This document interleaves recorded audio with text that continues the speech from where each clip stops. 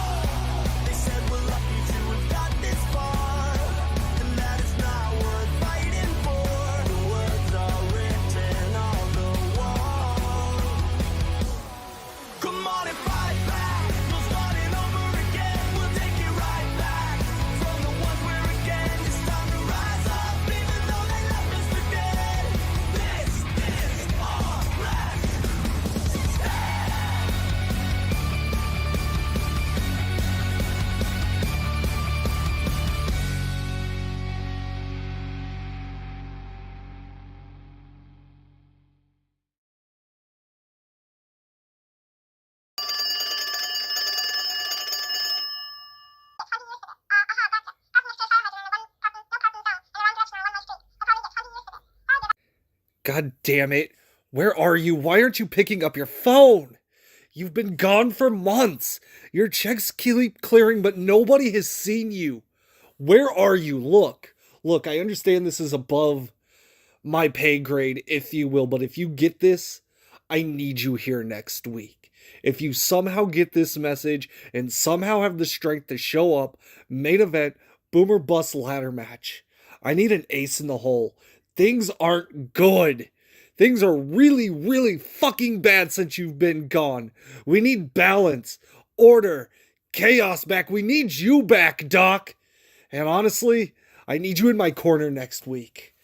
So if by some chance you get this voicemail, please come help a brother out.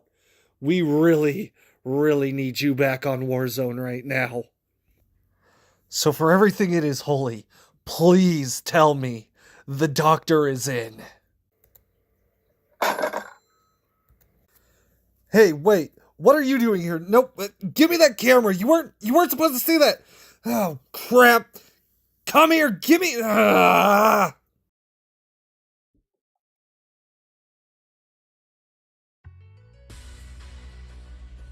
Good evening, Multiverse, and welcome to another exciting episode of MNW Warzone. I'm your host, Warzone General Manager Jerry Aldini. And as we just heard, Theron Markov is feeling the heat because next week he has to face off in a boom or bust match against some of the most dangerous, most determined, and sometimes the biggest grudges against the Outlaws that MNW Warzone has to offer. And oh, it's gonna be a night, but that's business for next week. But what kind of show would it be if I didn't give a little sneak preview? So in your main event, the remaining Outlaws, CJR Killer and Nakano Kirishima, will face off in tag team action. The team of Malice Prime and Zeta. That is right, the Robros, who haven't actually wrestled together in quite a while. Now, I know what you're all thinking. Oh, can they get along? Well, we'll find out tonight. But next week, they won't have to get along. They'll just have to fight. But wait, if we're having a meme reunion in the main event, what about our Sawyer? Well, that's okay. Our Sawyer will be doing his first TTV title defense tonight.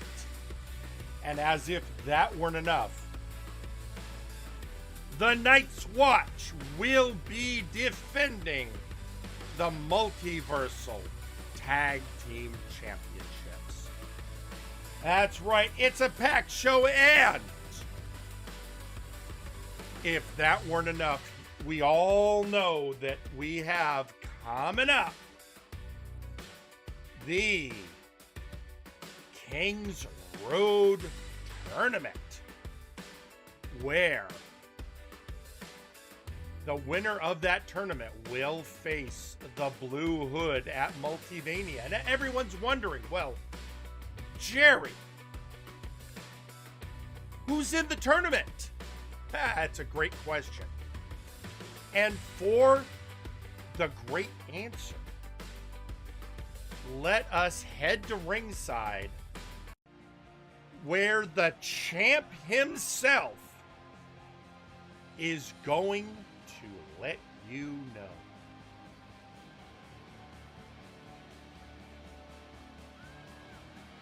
He is your Multiversal Heavyweight Champion, the Blue Hood.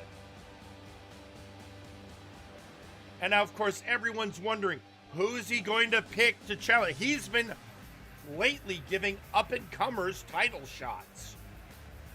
Is that going to continue, or does he have a different plan? Well, let's find out.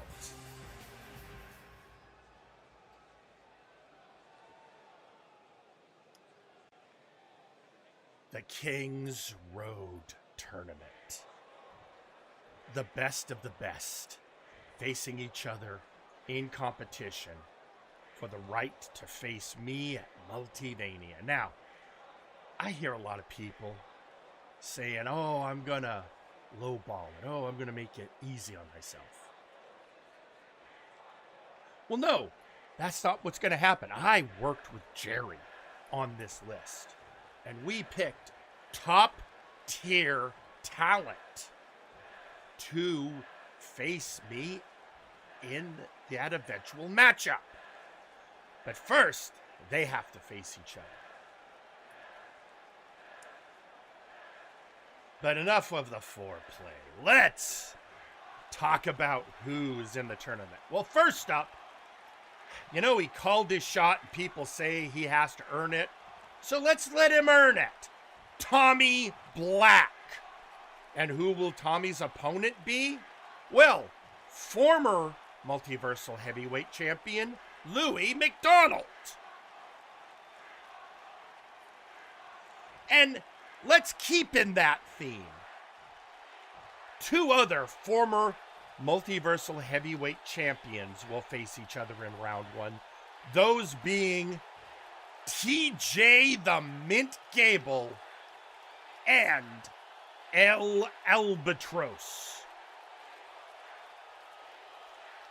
I'm being told I'm running out of time, so next up, Sam Jack and Ozir Taran, because they've been champions and they got a beef. And then finally, don't say I'm not going to give the Dark Lords anything, Jean Tristram has to face Nice Ice. That is your tournament round one bracket. Well, you heard him, folks. Round one of the tournament is going to be a host, many of whom, in fact, most of whom, have previously held the Multiversal Heavyweight belt. Well, Tommy was a world champion over on Flashbang, so he gets that shot for reliving that glory. But over here, which would make him the first person to hold both belts. Look, and I know I'm going to hear from Victor Vicious about that, but Victor, you first win the belt on your show, and then we'll talk. Jean Tristram, on the other hand, he's never held it. Nice Ice never held it, but they're getting their shots.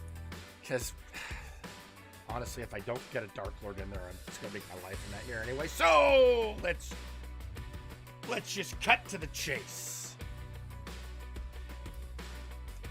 So that will be the Kings Road tournament. But first, before we get to that, we got to deal with next week and the Boomer Bust match. It's going to be a night. But now that that's out of the way, you came here for some wrestling, so let's do some... hang on. What? Phyllis, no. Phyllis, I haven't even had the first match yet. The hell? Well, why is he doing that? He's in the main event. What the... all right. Fine. Well, let's get back there. So, folks, we've got some problems backstage, and of course, it involves an outlaw. Specifically, Nakano Kirishima jumped Adrian Driscoll. Now, these two have been having issues of late, so it's not completely surprising. But Nakano's got a match tonight. He's in the main event. And it's not an easy, it's a tag match. He and CJR are going to take on Zeta and Malice Prime.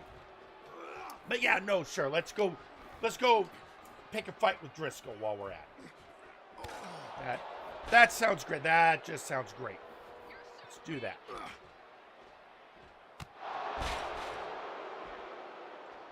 Well, anyway. Of course, next week, Nakano could be out of a job. This could all be for nothing if Theron doesn't win that Boomer Bust match. He and his fellow outlaws are fired.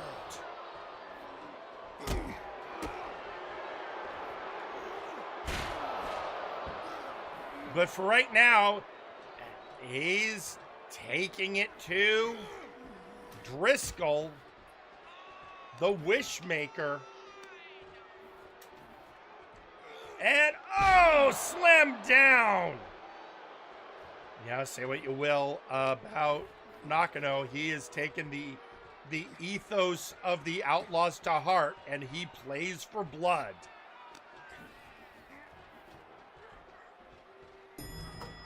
And he doesn't even care about that elevator. That's fine. I don't like where this is going. Oh, whip! Oh, that would have been bad. Down on that concrete, that's not fun. I assume it's never actually... That's one thing that never... I've been in plenty of backstage brawls in my career, but never in a setup like this where you could fall from a great height onto concrete.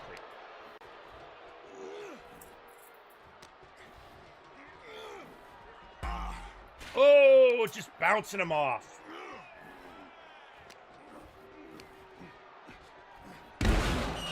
Oh, that's an OSHA violation. That's an OSHA violation.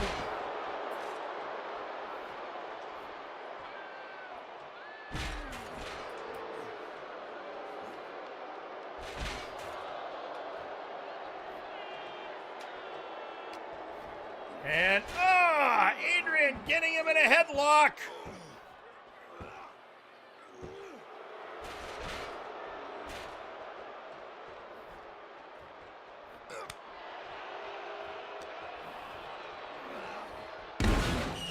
Oh, that's another OSHA violation. This is Nakano, I got to remind you, you have to face bots tonight.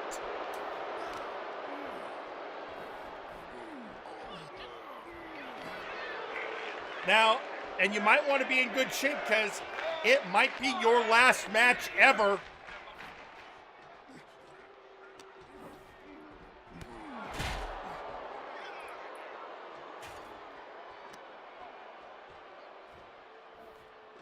And up. Oh, Tequila Sunrise DDT.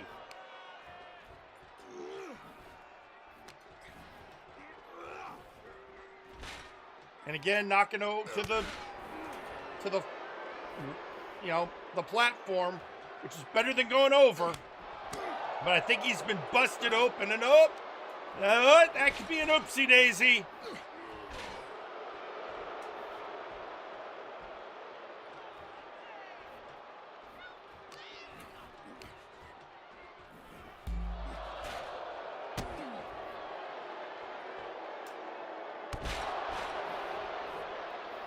And what? Okay, hang on. I'm being informed that because we're a multiversal organization, we're not covered by OSHA.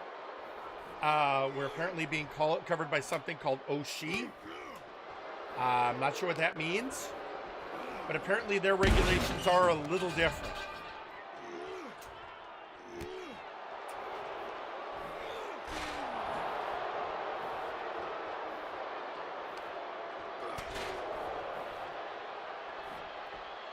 Either way, there's a whole lot of open air surrounding these two.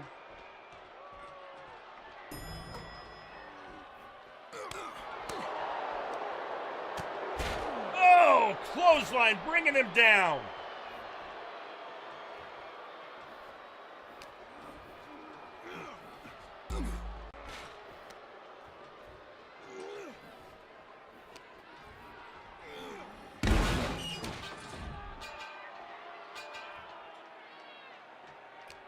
And there, it's... Well, that was... Oh, no! Well, I got a bad feeling that CJR Killer might be in a handicap match against the bots tonight now. No, Nakano just got back up. What the hell did they teach in Haas camp?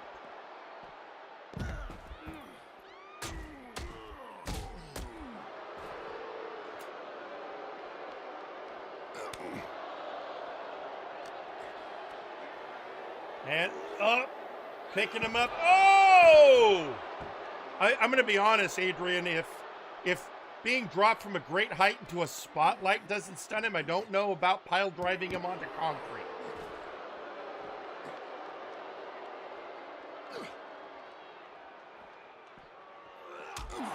Ah, brutal!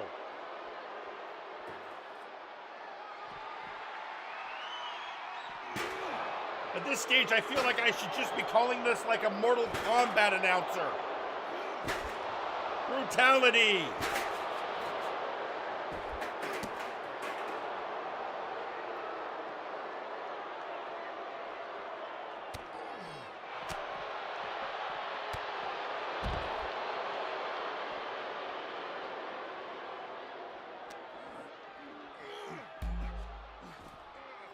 Oh.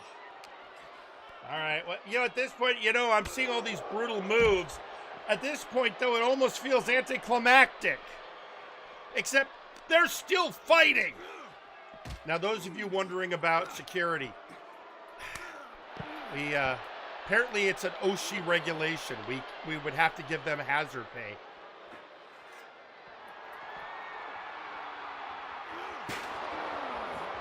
And the brass won't authorize it.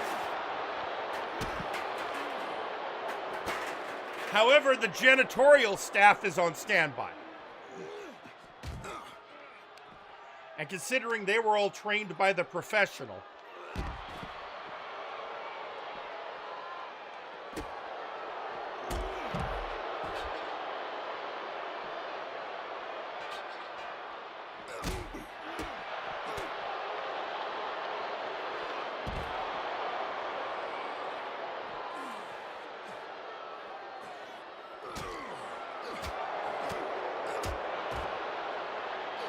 and Nakano again. Oh, coming for that Kinshasa-style kick.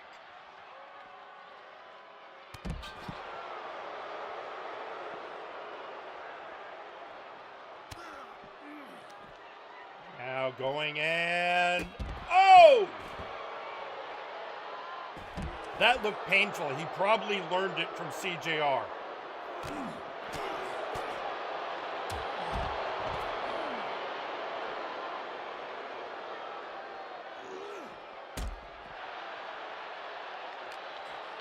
And... oh, what is he planning?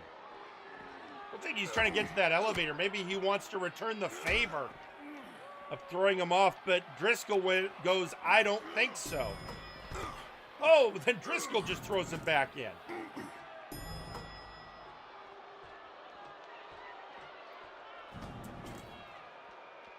Driscoll knows better than to just to give him an open shot like walking in.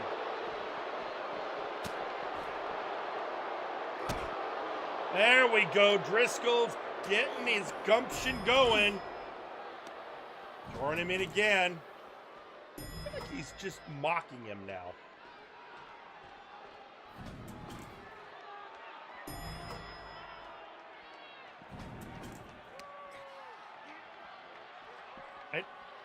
Yeah, no, he's just throwing him. Oh, they're both in it now. Well, here we go.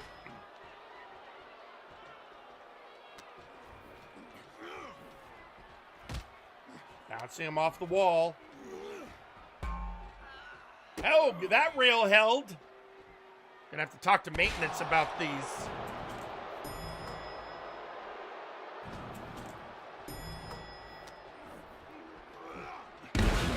Oh, never mind.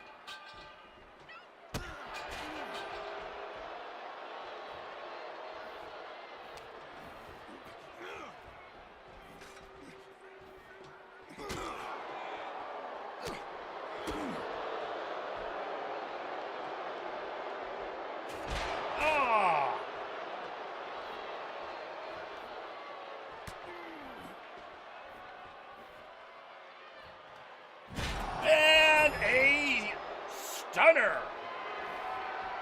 And now he is setting up. And again, that crazy kick.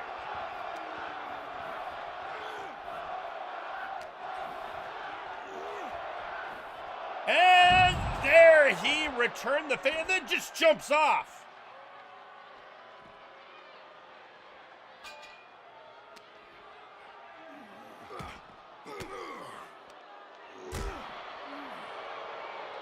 Folks,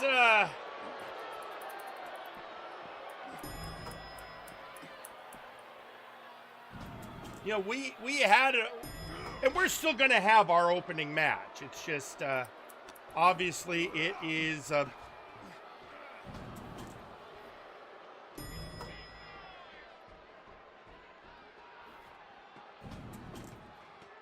right, now I think, now Driscoll's just playing head games. Which, let's be honest, is kind of a Driscoll specialty.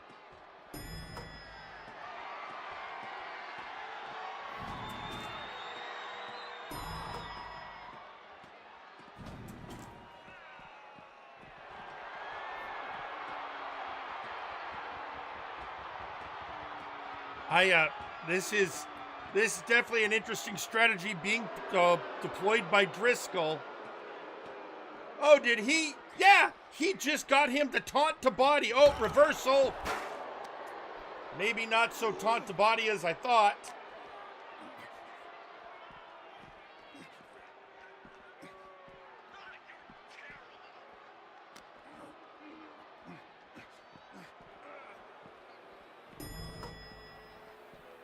And they're in the elevator. Oh, this.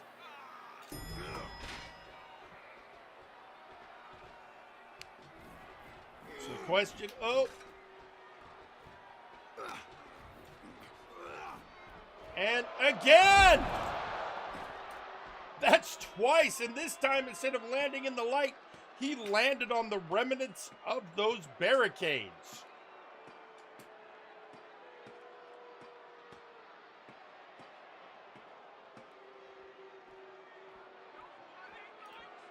And Driscoll stalking the Crimson Delinquent.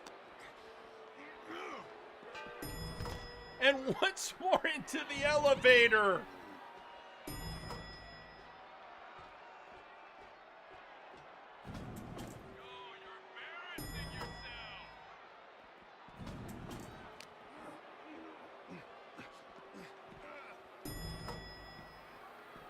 And, again, all right.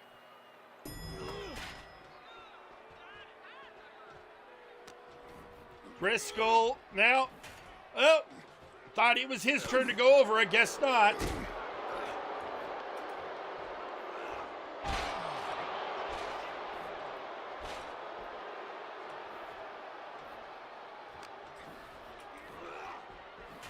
Oh, Driscoll is like, nope, we're not even this out. Just Driscoll for ledge tosses is ahead 2-1.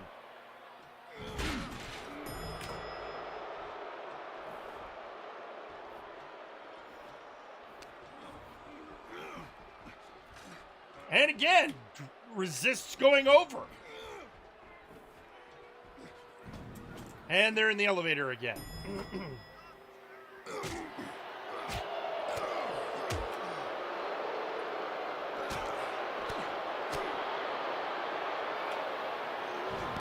Oh, sidewalk slam.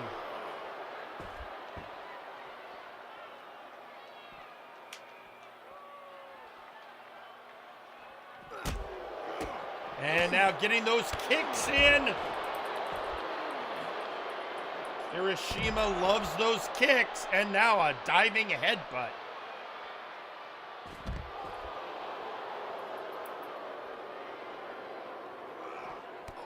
Oh, reverse clothesline.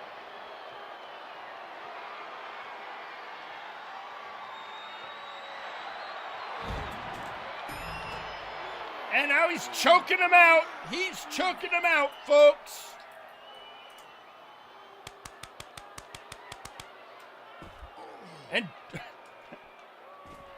And Nakano taps, and Driscoll's running him. This isn't an actual match. And he powerbomb, and that knocked him out.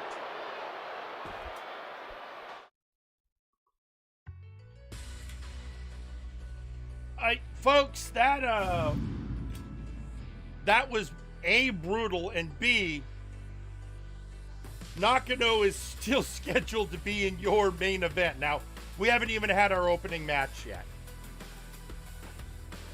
But still. However, wait, hang on. What? Phyllis, no, nothing. He's what? Well, I know it would have been scheduled for right now, but that was it. I thought he's scheduled for after. I know that brawl took the time of it. He's coming to the ring anyway. Fine. But make sure you get the first wrestlers near Gorilla. Sorry, folks, before we get to that first match, we had an in-ring moment prepared. And apparently, as far as they're concerned, it's their turn. And as they're getting ready to head to ringside, I do want to take a moment because we got a social media post that has come out. As soon as I can find it.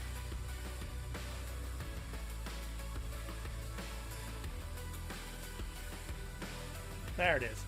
And it's from none other than Sir Uncle Dunk, who says, finally earned enough to get back on social media. I must say one of my biggest shames was enabling Nakano's behavior, although I'm not sure he deserved getting dropped on that light. I mean, all very fair statements, Uncle. All very fair statements. But, he's being checked by medical now.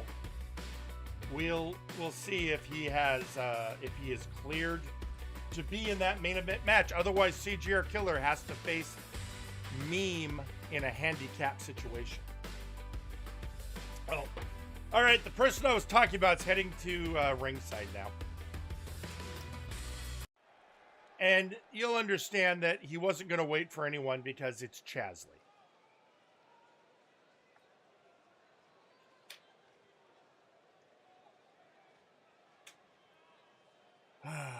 The one thing that can be very painful for anyone to do is admit when they begin to feel their mortality. When they begin to feel their age and realize, ooh, I'm not quite as physically able as I once was. And after my recent title match and how it went, I'm realizing that perhaps what they're saying is right. Perhaps it is time to consider hanging up the boots. But,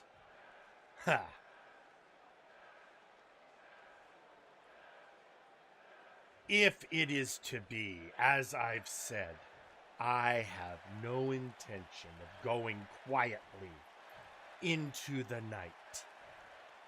If I am to end my time in the ring, I want one last great match. Well, it looks like somebody heard him.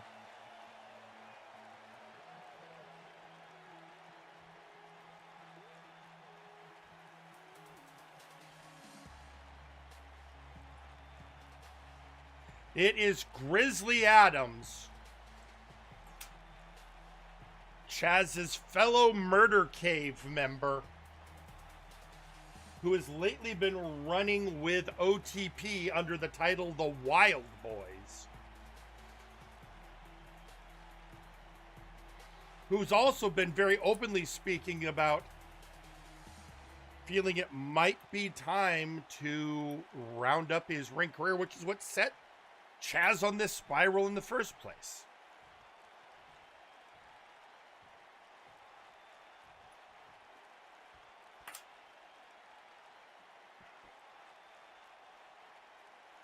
Well, seems like somebody is finally coming to their senses. I know that if anyone's going to talk about forever, it would have been me. I was a horseman. I've done it all, but yeah, there comes a time, Chaz. I think we both can agree on that. Yes, sadly, time catches up to us all. But, as I've said more than once, I intend to go out in a blaze of glory. And so I have to ask, Grizzly, is that why you're here? Are you going to be that blaze? No, old friend. I'm afraid that's not my actual purpose, being out here. I come with ill tidings, with a warning that, well, I shouldn't have to make you should know yourself. Oh, Grizzly, I understand that you're the harbinger of war, that you're a horseman, that cryptic messages and vague innuendos of threat are your stock in trade, but could you be straight with me for once? Well, as you said, my warnings are cryptic, but there are names also that I know better than to evoke. But let's say this. When you and I finally meet our end,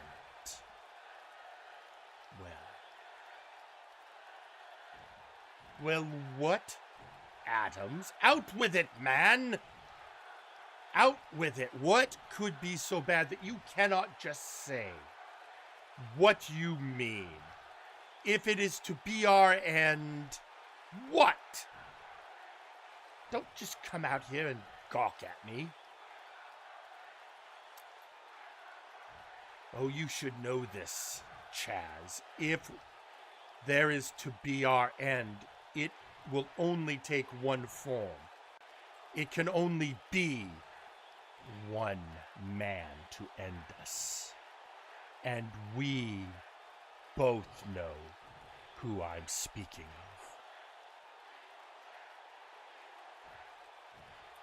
of. How tiresome. I mean, he's been evoked once tonight already, hasn't he? By a fool.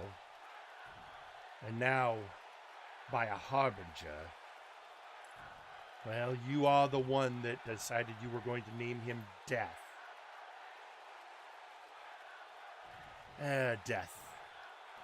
Death was inappropriate. It is better to call him what he truly is. He is the end of days. And when that end comes for us, well, you know what it means. Oh! boy. This is becoming a night of, well, portentous warnings. Well, meanwhile, social media decided to light up a bit while that encounter was going on. First, you've got Nakano saying, who's apparently at least conscious. I did that backstage attack as revenge for Adrian's post-match interview last week. But apparently he's got that dog in him. He's got that dog in him, and you've got a match tonight. Also, we have Devin saying, so I just got told next week is the boom or bust match. So, yeah, thanks, Jerry. Let's just say I got excited. It was tonight, but you know what I mean. You'll see later when I get on the mic. Yeah, I got that message. It is queued up for later, Devin. However, we do have other messages tonight, but I'm not going to get to any of that right now. Because we've been on the air for over 30 minutes and we have yet to have our opening match. And I'm done. It's time. We're going to have our opening match.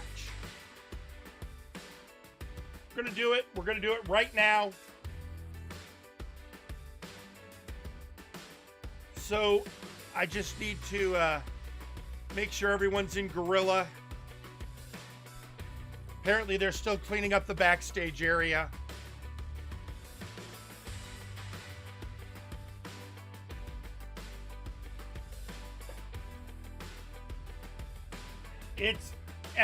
I mean, folks, it's been a crazy night. We haven't even had our opening match yet.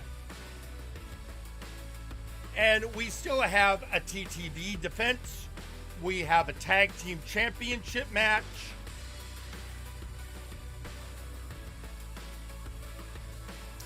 But all I can say is you came here to see some wrestling, so let's show you some wrestling. Let's head to ringside.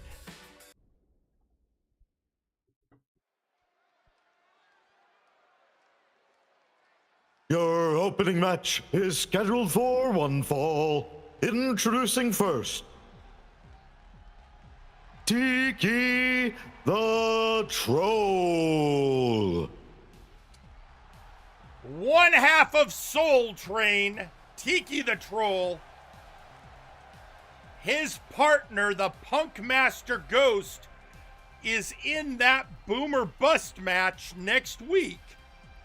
He has a long-standing grudge against the Outlaws for putting him in the hospital.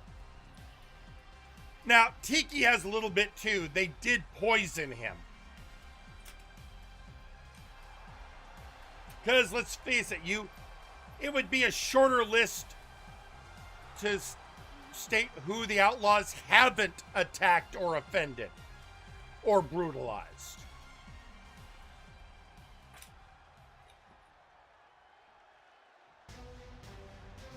And introducing their opponent,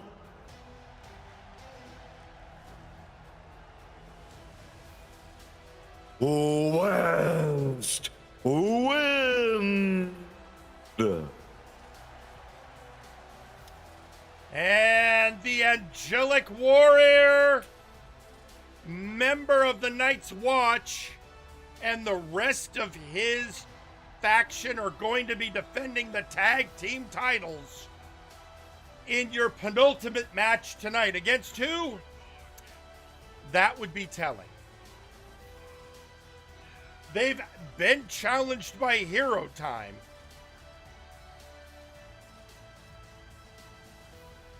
But is that who they're going to face?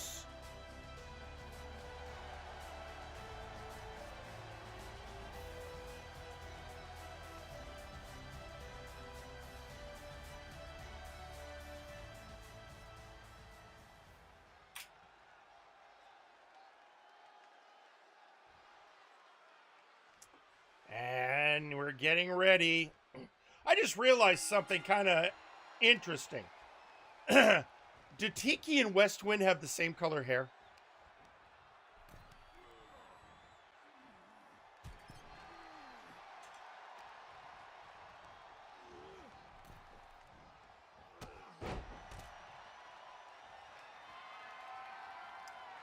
And Westwind, per his nature, is gonna fly with an arm drag takedown from all the way uptown.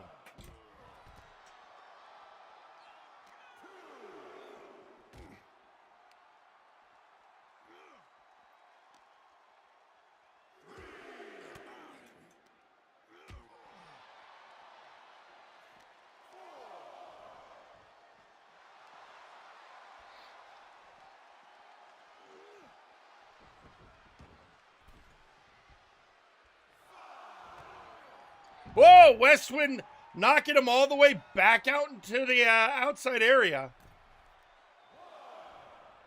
I mean, that's one way to break the count.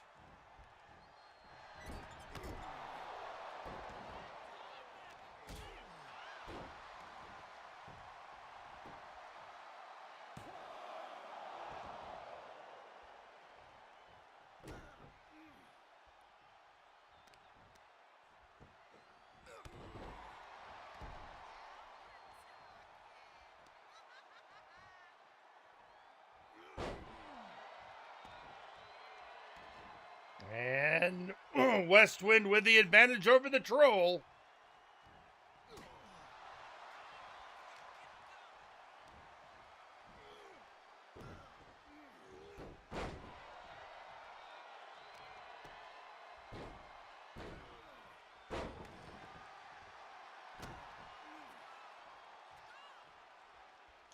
And Tiki with the knee.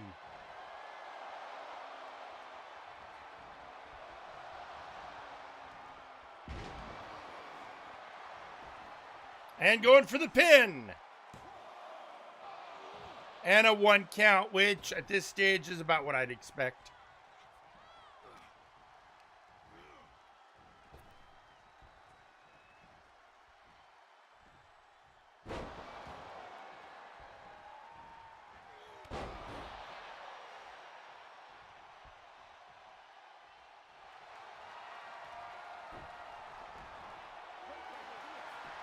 And the break was called for, but Tiki is getting ready.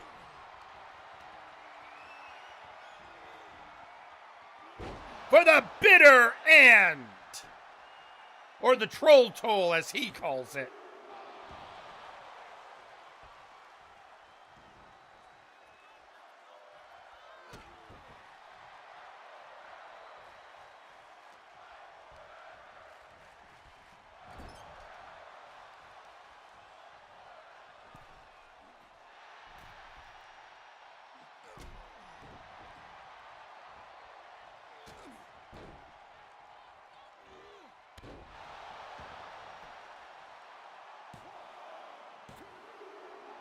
And a kick out of 2 by Tiki. These two are going back and forth.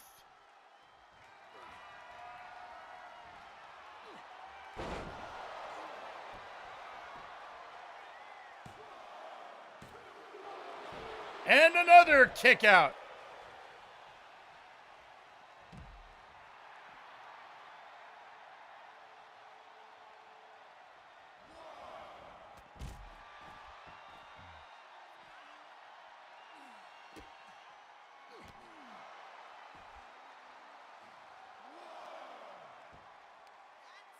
And, oh, into the knee.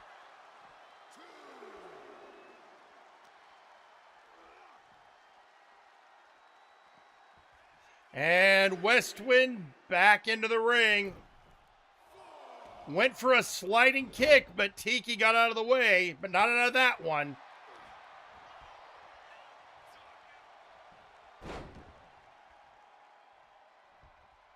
And now, oh, working the arm.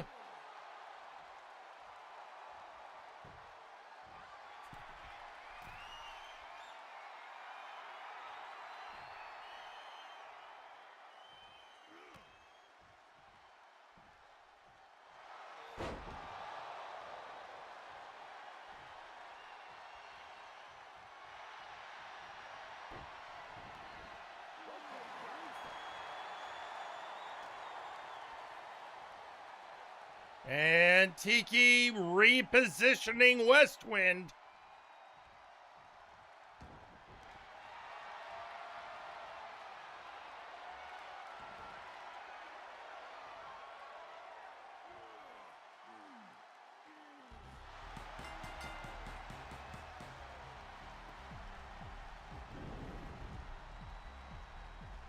And your winner, Tiki the Troll. Well, Tiki got Westwind trapped under a bridge.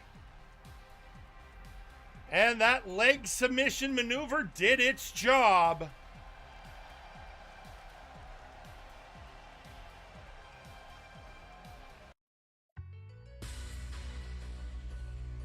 I'm still curious about the hair thing. Is that like a deliberate dye job? Does Westwind have hair mimicry? I've heard of move theft, but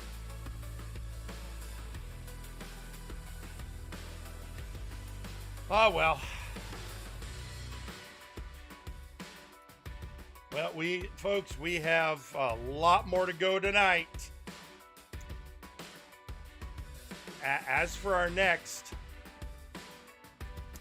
well, we know that Hero Time wants a shot at the tag belts. Now, whether they're the team or not for this evening, I cannot say.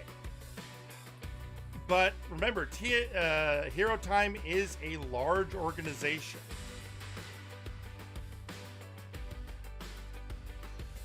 And many of them have many things to say.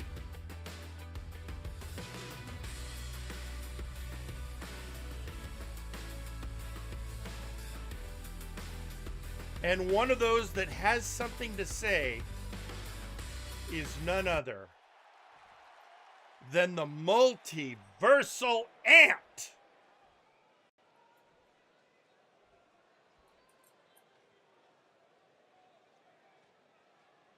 Greetings, citizens. It is I, the multiversal ant, a champion of justice, righter of wrongs, hero for the good people. And I'm here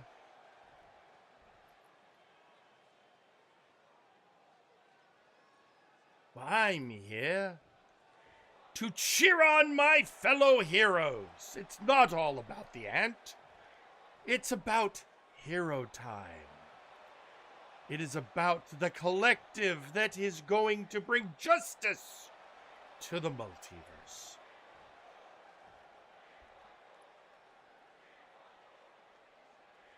What better example than the Blue Hood, justly giving chances to deserving participants, only asking that they prove that worth in competition, as is right and proper.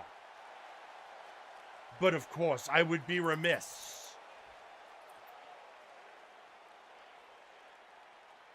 were I not to bring the tag team championship in question. We have been asking for a shot.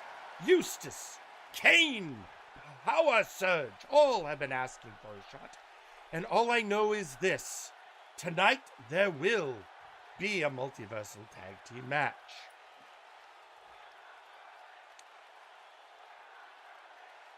But oh, the injustice!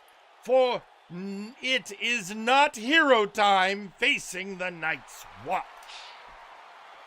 But fear not, for we are undaunted. We will see justice done.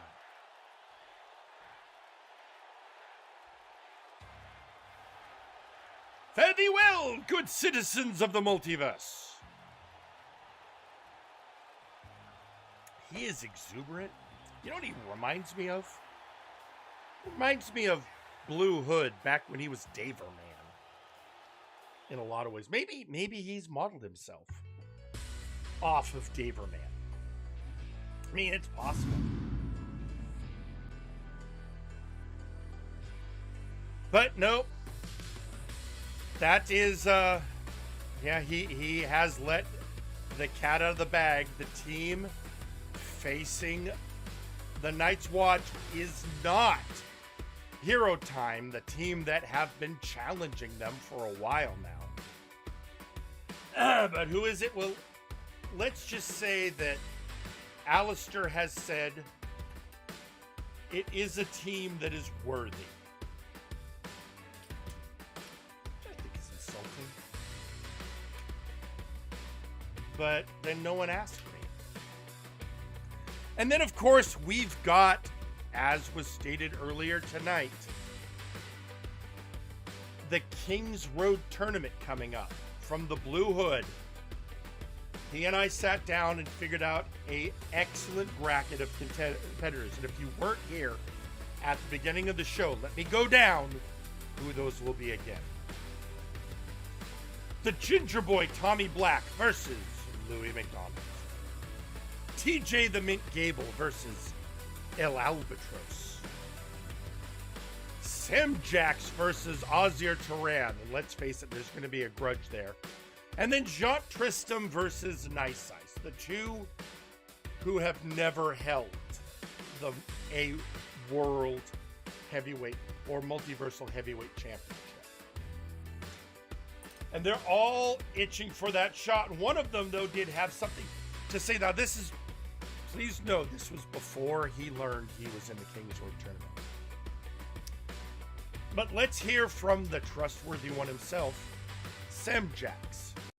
First things first. My big thanks to Mr. Seth Jackson. I know we didn't have a fruitful start when you arrived in Warzone, but time heals wounds. Consider our tag match against Sam and Azir a truce, and a return favor from me to you. If there's a mystery you need my expertise to solve, I'll lend a helping hand. Second, we showed those two that a few more punches and sneak jabs are enough to score a victory.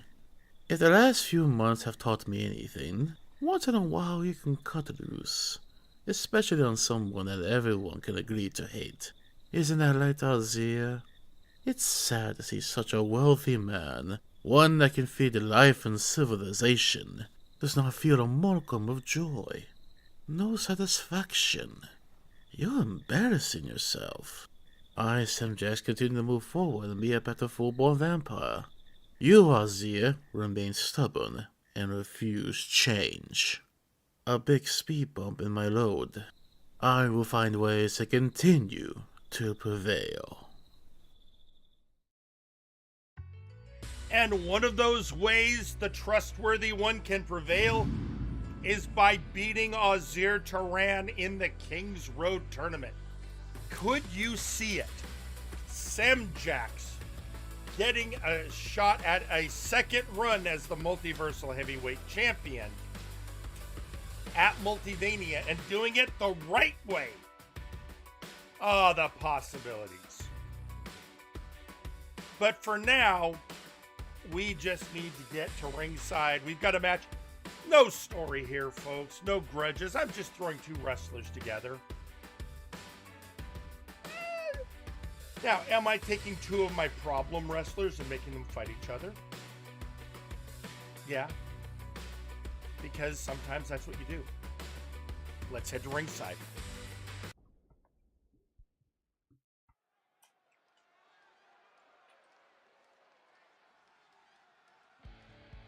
The following match is scheduled for one fall. Introducing first, Wonderball.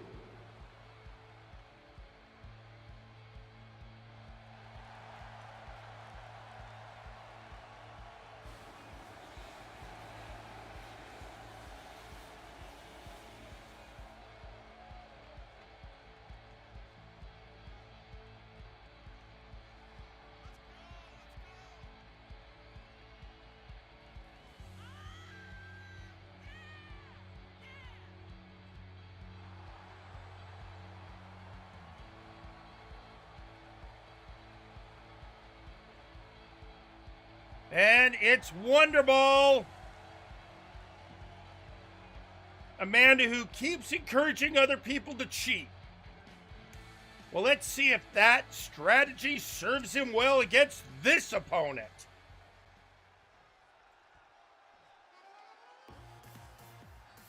And introducing their opponent,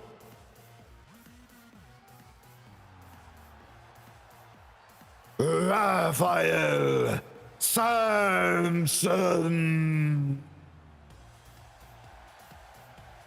And it is the warlord of the multiverse,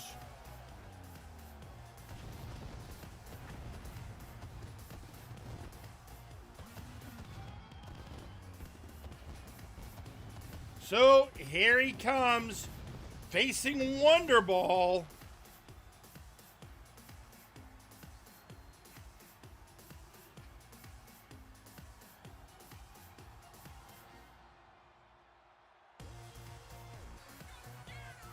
Now, the question is, can Wonderball inspire Raphael, or is it going to be the other way around? Because both these wrestlers have shown they don't mind going a little underhanded to win.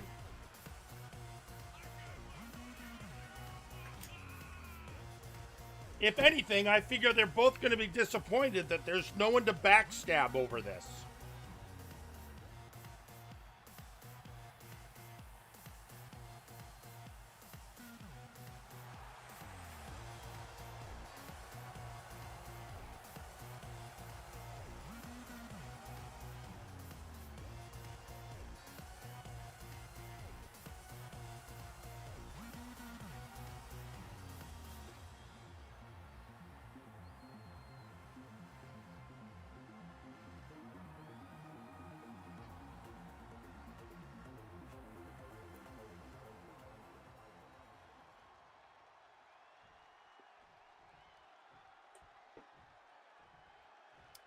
And let's get to it.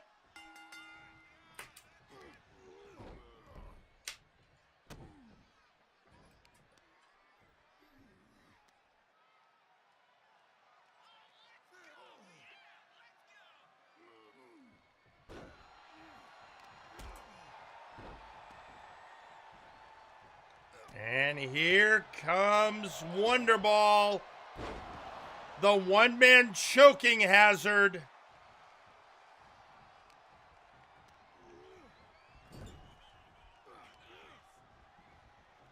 But he has to face the power of Raphael Samson. Gonna be honest, in this case, Wonderball probably wants to keep the pace fast and furious, whereas Raph is gonna want to slow it down. Like that.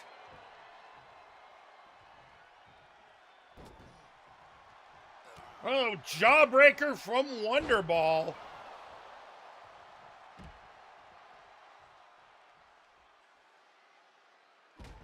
And now, oh, bringing the elbow down.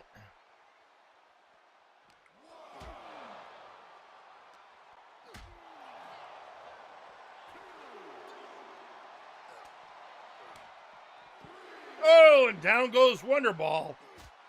But, folks, these things shouldn't get too exuberant on the outside area, or we're going to have a count out. Although either of these, well, they've both won by count out before.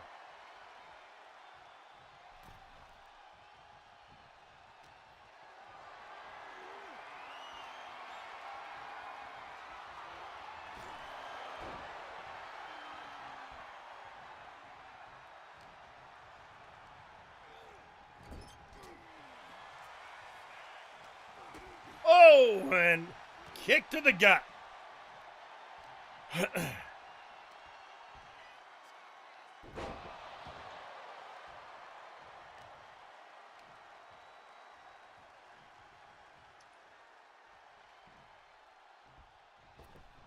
Wonderball decides the smart move is getting out of the ring.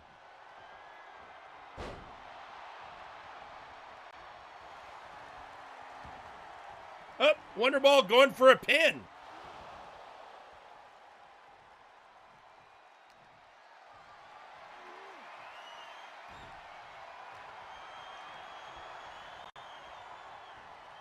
All right. And bringing Raphael to the mat. And now going for the calf crusher.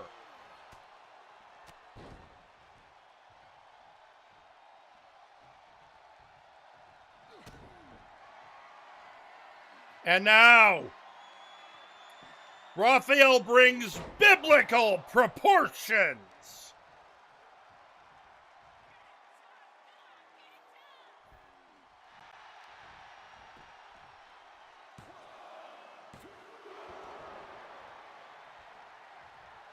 And a 2 count. But you can see that the biblical proportions have staggered Wonderball a bit.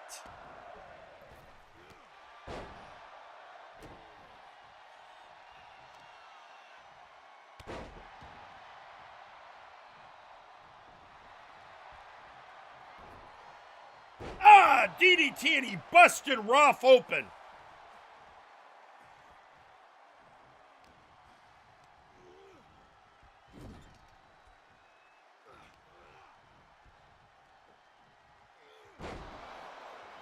And slamming him and going for another pin.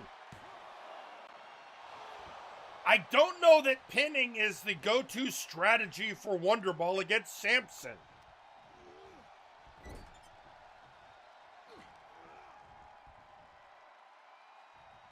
Oh, that was deciding to try and scoop up the big man. Didn't work out so well for him.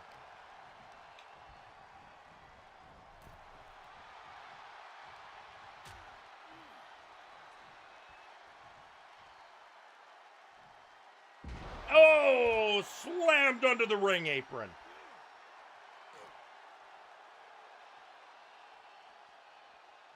Oh, reversal.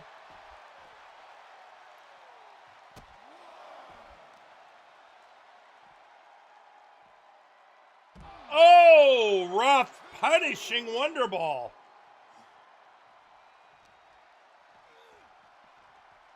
And then hurling him back in the ring. And going up. Oh, this is not looking good for Wonderball.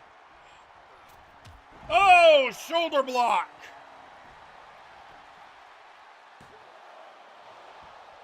Kick out at 1.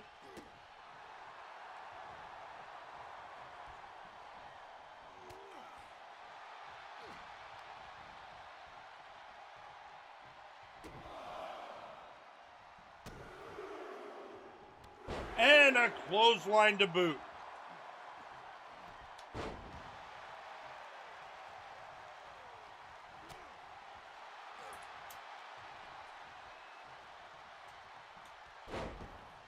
And now Wonderball trying to lock in an armbar.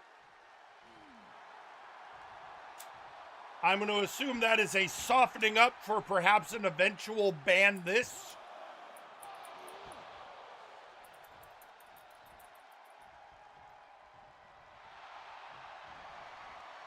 Speaking of which, here it is. Can he get it locked in? Yes!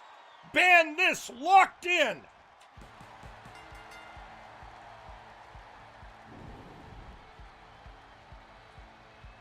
And your winner, Wonderball. And Wonderball manages to tap out the big man.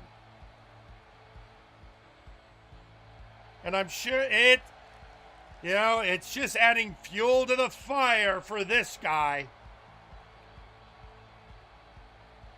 And he walks out with, he's talking smack to Raphael as he leaves.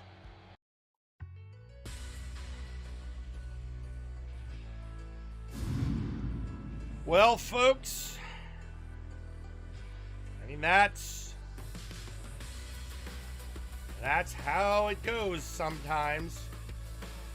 Not bad when you think about it, but well.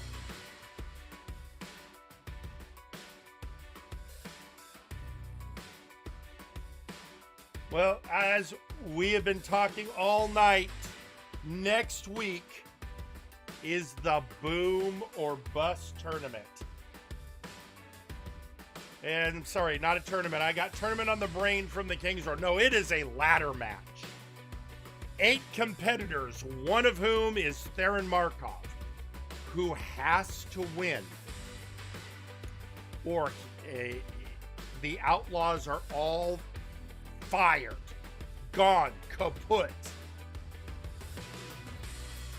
And as we heard at the top of the show, Markov maybe is feeling a little bit of the pressure on that. Especially because the other 7 competitors are people who either hate him, want to push their own interests forward, or just like to hurt people. And right now we're going to hear from one of the peoples that has issue with the Outlaws. And that is none other than the Punk Master Ghost. Oi, oi, oi! Let me hear you shout! All right. So, I'm going to get next week in the Boomer Bust match. Wow.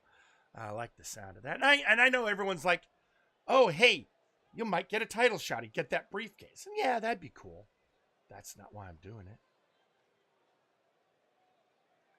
No, you see, the Outlaws have a long history of fucking with people. And that includes me and my friends. Now, everyone should know, if you don't, listen up. First, they got some kind of troll poison they stole from Jagger Blackthorn, and they poisoned Tiki. And then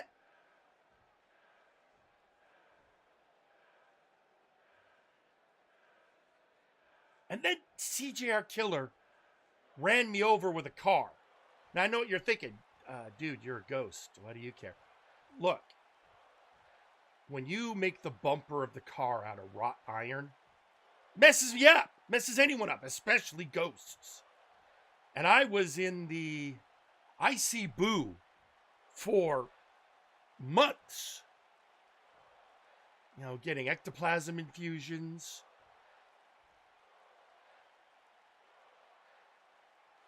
It was rough, and I was in rough shape when I got back. Now, did I get back to myself? Yeah. Did I get a little payback? Yeah. But you know what's better than a little payback? A lot of payback. And what could be better payback than ensuring that those 3 assholes are gone for good? Because, you know what? They ain't punk.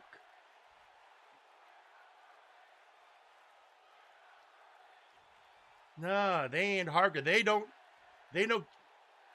give me the CBGBs is what they do. They work for the man. Oh yeah, they say they're outlaws. They say they're renegades, but they'll take money from anyone. They'll take money from the richest entitled assholes and put forth their agendas. Well, enough of that.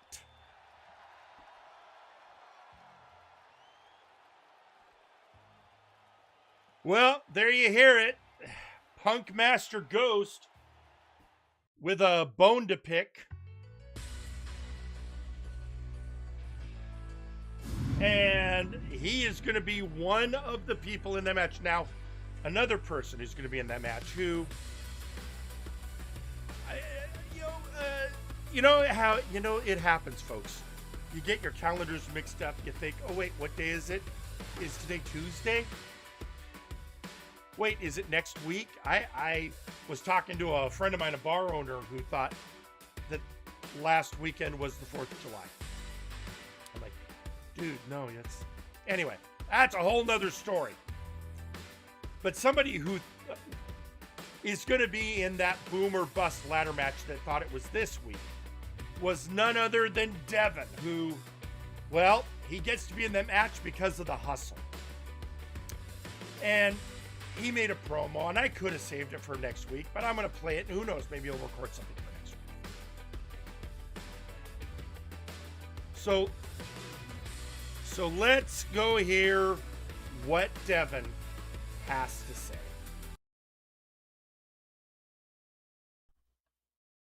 So yeah, like I tweeted last week after hearing we got in this match, thanks to Jerry, after we win, we don't only get to say we knocked out the Outlaws for good, we also get any match we want. And that's the goal we're shooting for the most. But whoever wins tonight, it's going to be one hell of a fight. So yeah, me and Jack, we're ready. We've been working nonstop. We've been fighting for so long. We finally get to be recognized and still going strong. The hustle is real. I mean, the hustle is real. And he's been doing the work. He's been putting in the time. But now, we got a match we got to get to. Now, this match, you know, if you looked at it at first blush, you might think, oh, it's just Jerry is putting another two wrestlers together. But if you look deeper, in the first round of the Kings Road tournament, you are going to see the Dark Lord Jean Tristam going up against Nice Ice. And so, all I'm saying is, how about we let two of their faction mates duke it out tonight as sort of an appetizer?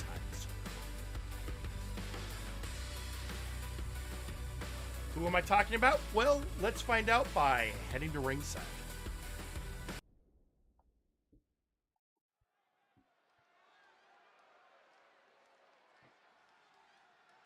The following match is scheduled for one fall. Introducing first, it's Larkin.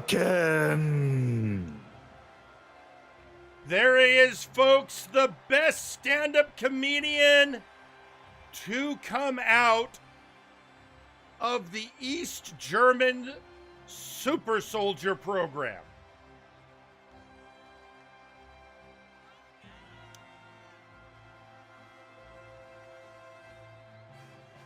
And, you know, I checked in with him earlier today and he told me a joke. It was, why did the bicycle fall over? Because it was too tired.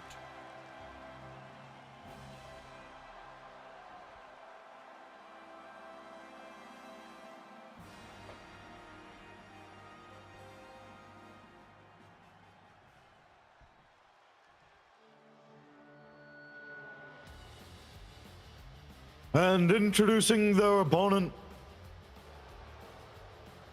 Earl King West. And it is the Fey King representing the Dark Lords. So much like in the King's Road tournament, it will be a Dark Lord versus a member of the International Combat Club.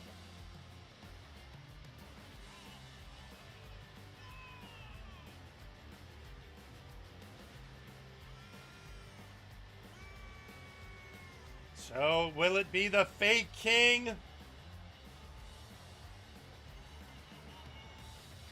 Or the Funny Man?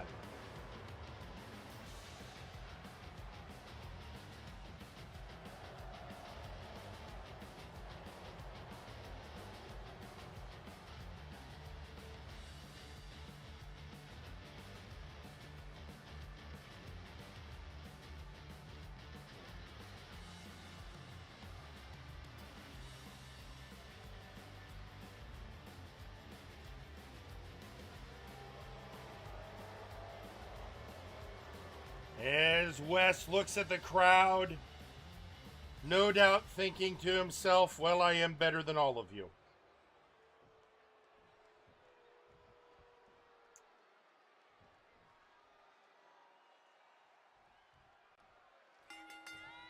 And it starts, and right off the bat, the Fey King taking down Locken.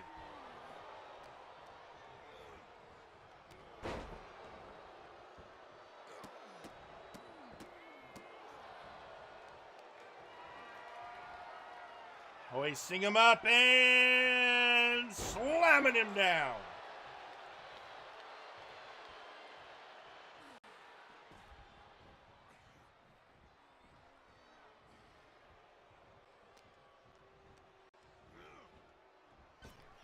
And, oh, clothesline by Locken.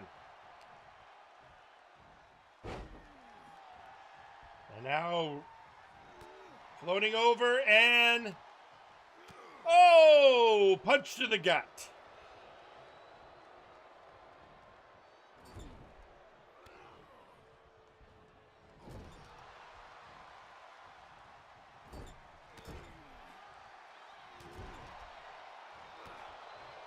And a reversal by the Earl King.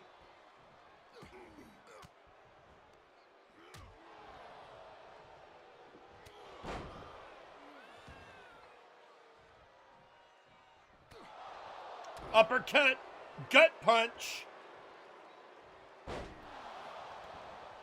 And a slam.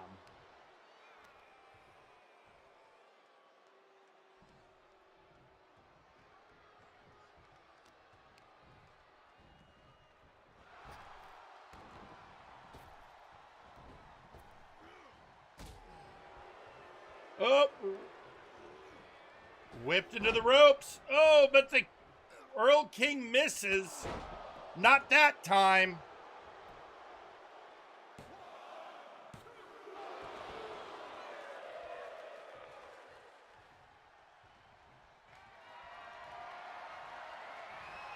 And Hearn's charge, but he misses, or more to the point, he catches a knee. And now he is caught in That's the Joke.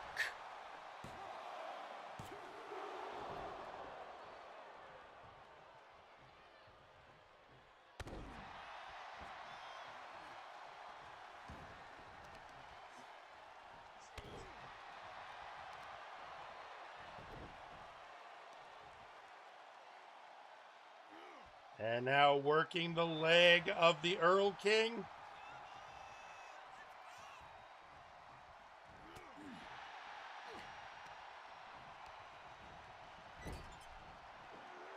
And, bringing him upstairs. And West goes, no, I don't think so.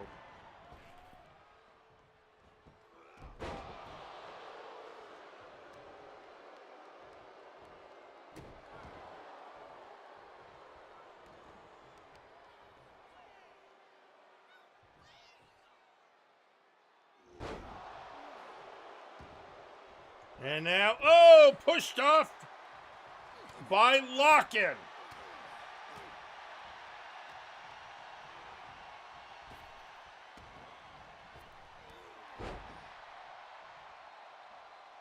And now Locken chasing Wes outside the ring.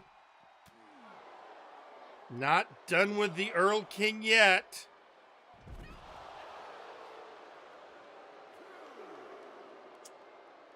And being brought low by the Dark Lord himself.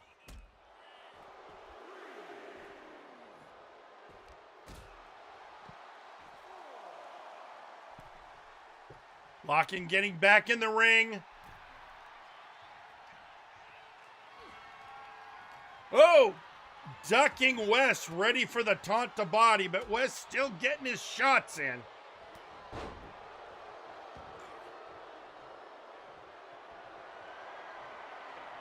And going for a Herd's charge and connecting this time.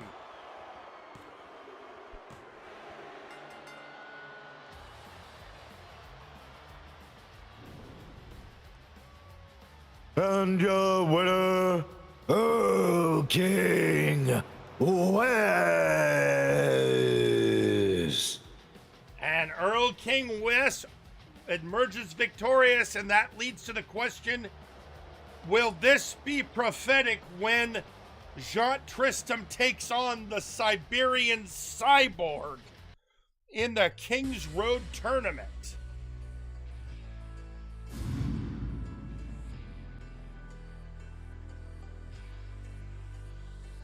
But that is a question for another show.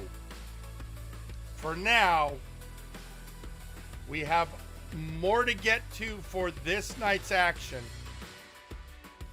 We heard just previously from the Punk Master Ghost and his thoughts going into next week's Boom or Bust. We heard what Devin has to say, and now let's hear from one more participant. And that is the Nightmare Project Con.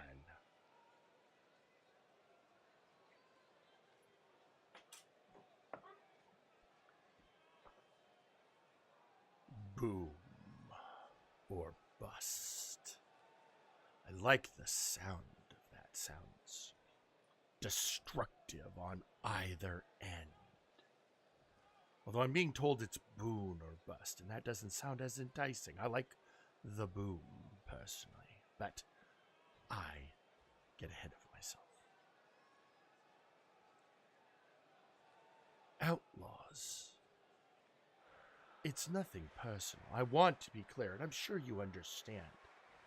You stand on business. You stand on the paycheck. But I stand for something else. This boom or bust match is an opportunity to put myself at the top of the MNW hierarchy, where I belong, and as an added bonus, well,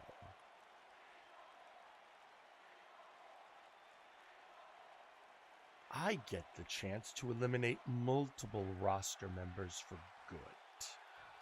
So, that all works out for me. So, Outlaws, let's be clear. This is no way personal. It is simply natural selection. The strong eliminate the weak. And you may think yourself a tough old rattlesnake. But, Theron, I assure you that the snake falls to the rat.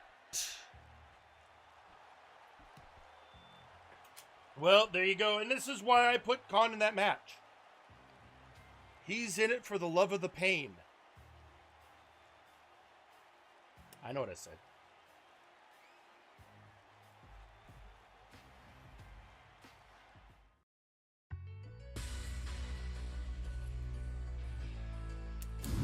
And next week, we will see who can face off in that brutal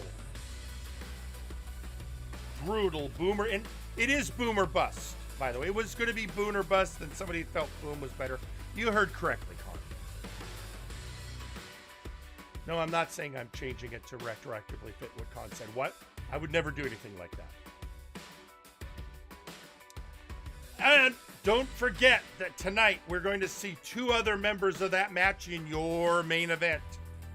When Malice Prime and Zeta face off against CJR Killer and Nakano Kirishima. But that's for later tonight. And for right this very moment, we have to take a commercial break. I know. We're here to give you the best of professional wrestling, and to do that, we sometimes have to pay the bills. So we're going to head off for this commercial break, and when we come back, we will see R. Sawyer in his first defense of his TTV championship. See you after the break. Feel the warm, milky, healing, Jesus-powered goodness that is Lactatanks. Step inside or be thrown in forcibly by registered Anon after you've gotten the shit beaten out of you by multiple people in one wrestling match. We swear nobody has ever died in a Lactatank. What is the Lacta made of in the Lactatank? We have no fucking clue, but we enjoy it anyways, and you will too. Lactatanks, come feel our warm, creamy, healing Jesus goodness. Multiverse, Nexus Wrestling's Warzone, Flashbang, and Firing Line are all proudly sponsored by Enraptured Beauty. Our products, rather than using unnatural and harmful chemicals, revitalize your skin by boosting the natural elements already present and enhance your natural beauty so you too can love your best self. It's morning in Multiverse, and rest of day looms looking to break the weary like monster breaking human twig in a wrestling ring. But there is remedy. Squash roast coffee, made from finest naturally grown beans for best wake-up energy. That's because every bean have 10 beans within. That'll be 10 times more big energy than competing brand. More than enough big squash energy to power through day. Squash roast coffee. It's big cup of good stuff. Now available in decaf, or when there is need to come down from blood rage. When you want the most detailed and violent-looking pictures of battlegrounds, look for Perfect Snap Photography. We do bar fights, wars, underground wrestling, and weddings. My wedding dress, you fat harlot! Remember, Perfect Snap Photography. It'll be bloody perfect in a snap. You too can now wage war against the flabby wrestlers of MNW with your own exclusive Zacko action figure. It comes with trios tag belt accessories and nut-kicking action. Pull the cord to hear Zacko's famous quotes. Get that microphone away from me before I shot up your... The Zacko Duo action figure, sold separately. Whether you're working at home or giving your opponent work, we here at Lowe's are there for you. We're here with our sturdy tables and ladders that cease to exist if broken in half. We're here with rings that can stand up to even the most grueling of hoss fights. And when a locker room door is inevitably smashed by an angry lion woman, or a fiery undead leaves burn marks all over your paint, Lowe's will be there with a little elbow grease, a substandard 2x4, and a 6-figure bill. Don't believe me? Listen to these satisfied customers. You know, I like Lowe's because they have tables that I can put pizza on because everyone else keeps breaking the goddamn tables. This is Raphael Sampson here to remind you that Lowe's brand lumber is subpar at best. You deserve better. And trust me, I would know. I worship a god. Sometimes when executing wrestling justice, I've had to break down a few barriers and a few walls. Oh, fucking damn it, Max, my wall! Thank goodness I shop at Lowe's so I can get the best deal on replacing and fixing all the walls I break. Lowe's. Do it subpar for more. Why? And now, a message from the brass.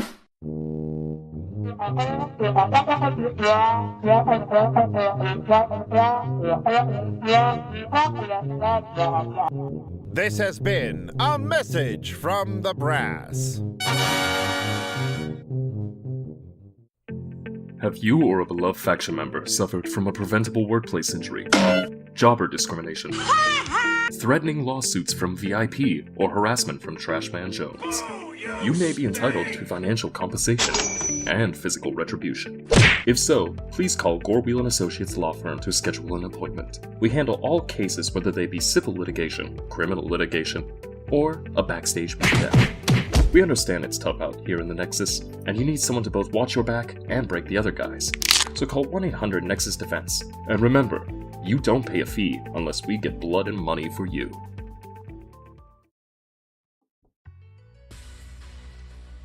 And we're back.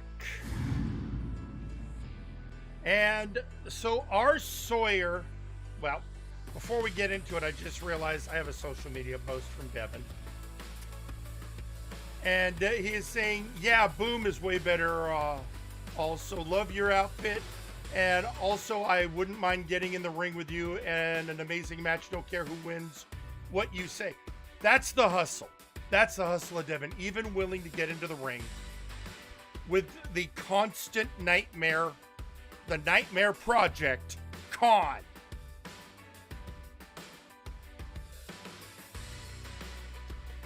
Anyway, as I was about to say, our Sawyer recently won the TTV Championship. And while his victory was not without its controversy, what is undeniable is that he is now the champion and gets to defend the belt. And for those of you who maybe aren't aware of how this works, the TTV Championship comes from with a special stipulation created by none other than Khan. And that stipulation is very simple. Whoever can defend the belt 7 times gets the gift of chaos, which gives them a guaranteed multiversal heavyweight title shot. TJ the Mint Gable turned that into a title reign, and many others would like to repeat that.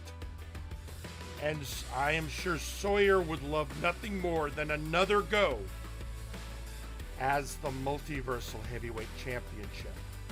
And Sawyer has, and folks, he's insisting I say it this way. Sawyer has magnanimously offered his first title defense to be against a local talent. Yeah, let's head to ringside.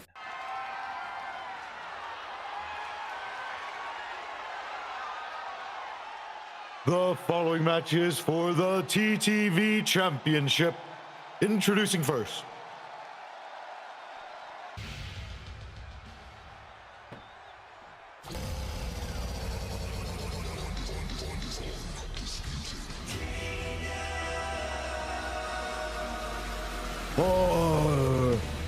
Sawyer.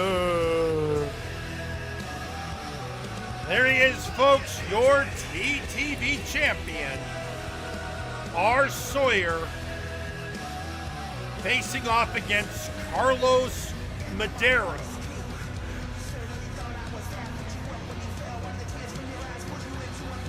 And local talent has done it before. The Multiversal Ant was local talent and impressed everyone enough to become a member of the main roster and join Hero Time. And if Carlos can win the belt, well, obviously I would give him a contract. But first he has to get past the undisputed future.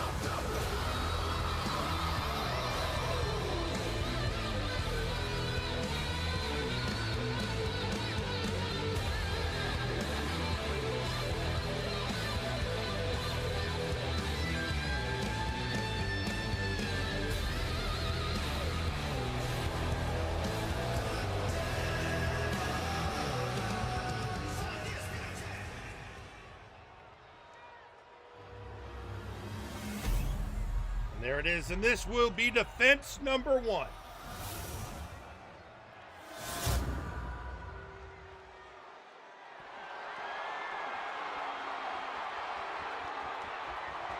There is Carlos looking for it. This is a big opportunity for the rookie.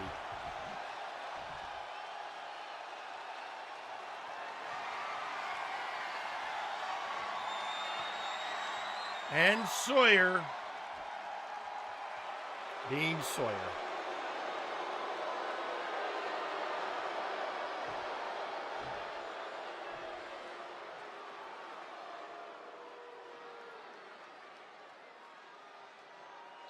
And here it is, the ceremony of the belt.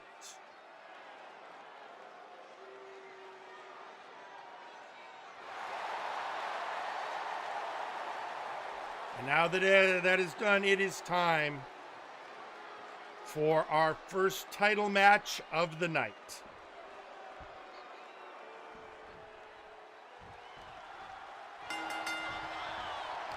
And here we go, and Sawyer starting right off the bat, going after Carlos.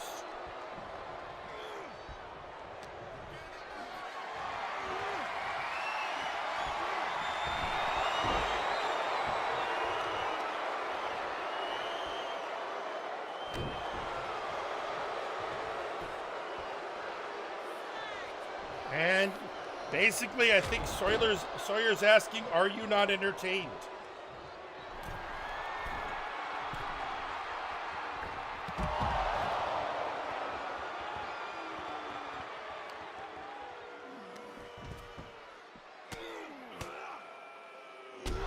And they are outside. Fists are flying.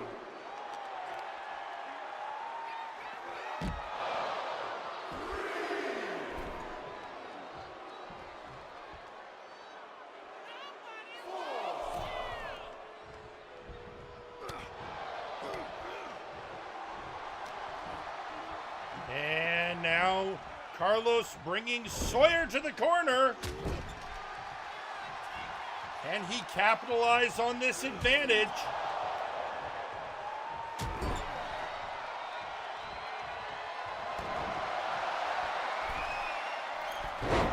One of the great truths of professional wrestling, on any given night, it could be someone's night to win.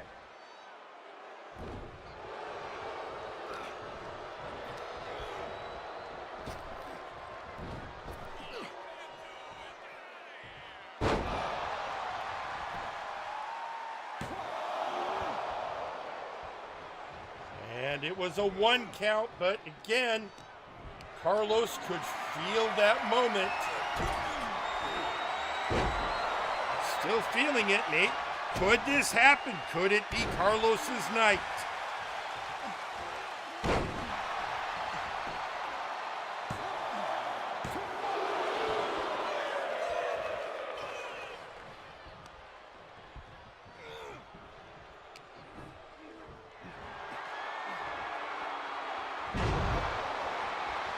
And now, going for it, slamming on.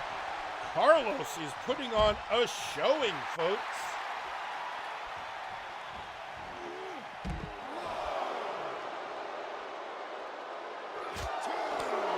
And here comes Sawyer.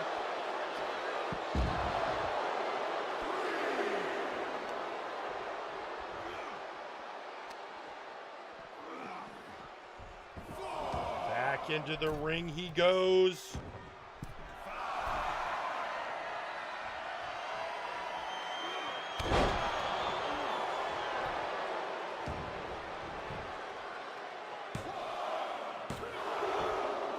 And a 2 count for Sawyer.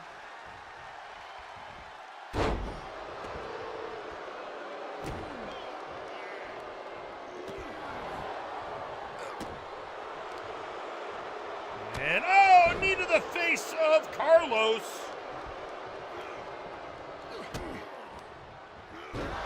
And a DDT and a kip up.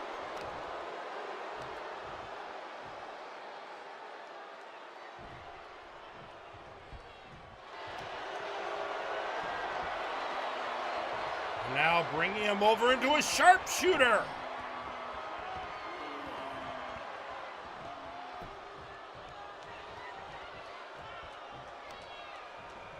And I'm sure while he's making work of Carlos, Sawyer is also thinking about Zeta and Malice Prime teaming up in the main event tonight. And maybe thinking about that is distracting him from paying attention to the rookie in the ring. pair of moonsaults, making a trio.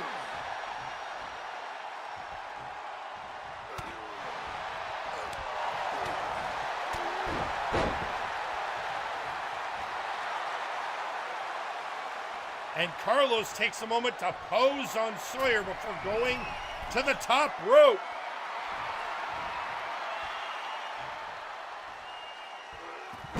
And slamming down on the Undisputed Future.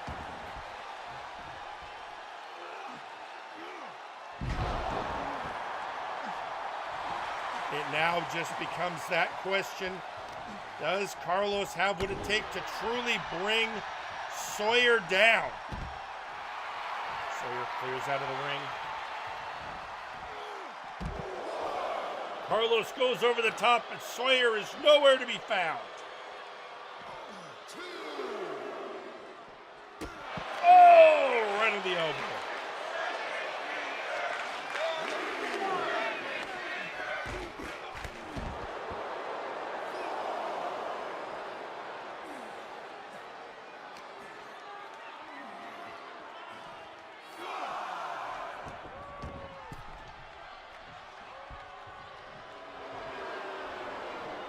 And, oh, it's not looking good for Carlos now.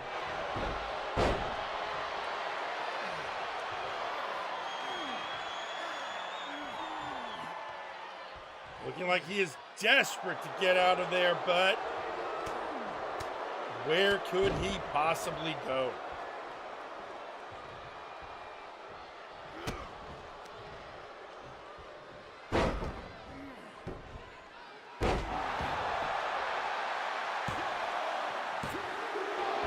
And a kick out at 2 by Sawyer. He has got no intention of falling to this young wrestler.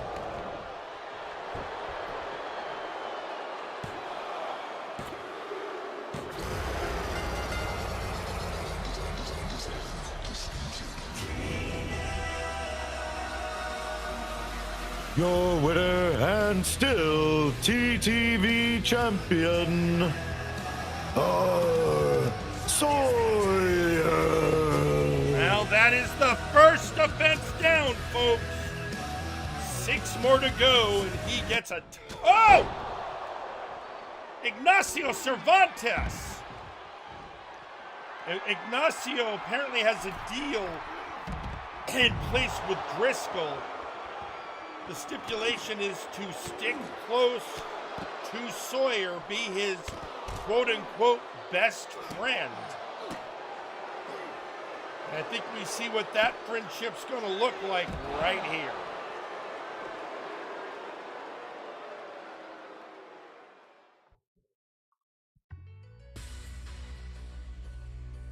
And now that he's hit, Ignacio is booking out of there.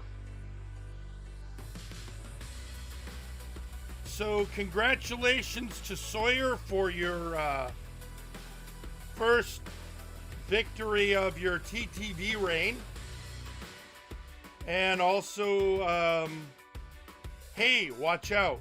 You never know where Ignacio's going to be. Well, that was our first title match of the night. But not our only title match of the night. We promised you that there would be a tag team match this evening. And as we learned from the Multiverse Ant, the Night's Watch is not giving the shot to Hero Time, who has been calling them out for it, but is instead going to go to another tag team. And this just leads us to one simple question. What tag team is getting that title shot? Well, in the end, there's really only one way to know. And that is for us to head to ringside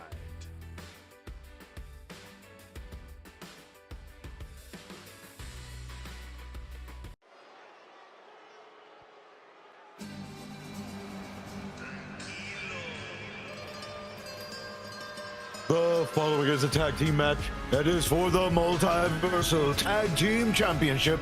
Introducing first, Los Villanos Ingobernable. So the team that's getting the shot is Los Villanos Ingobernable. Apparently the Night's Watch put out an offer to take on any tag team as long as it wasn't Hero Time.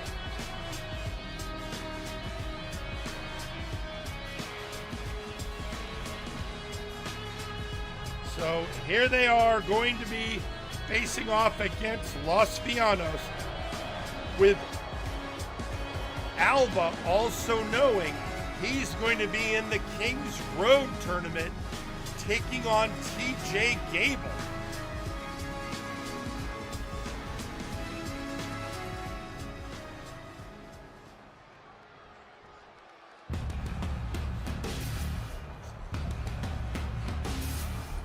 And introducing their opponents, they are the Multiversal Tag Team Champions.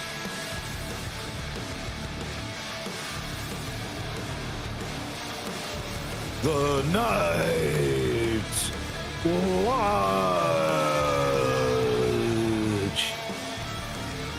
And there it is, folks, the Night's Watch.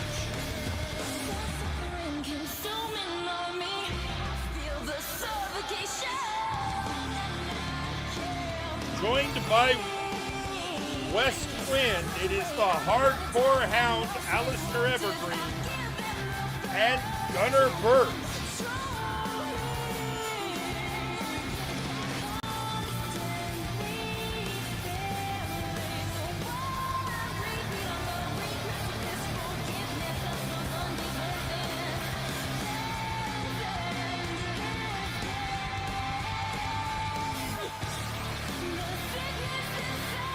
So it leads to that most simple of questions.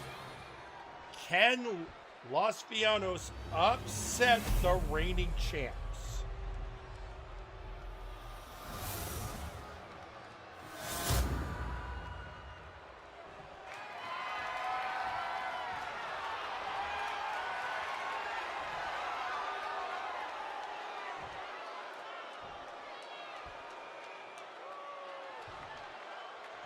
As the crowd gets pumped for action,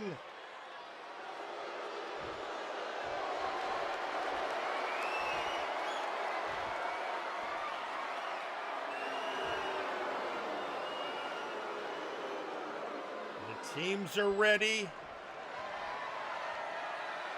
It is now time for the ceremony of the belt.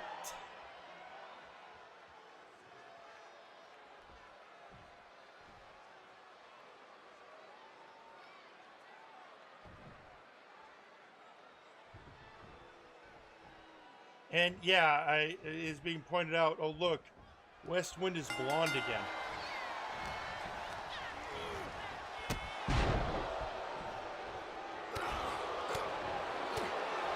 Which makes you wonder, what color is Alba's hair under that mask?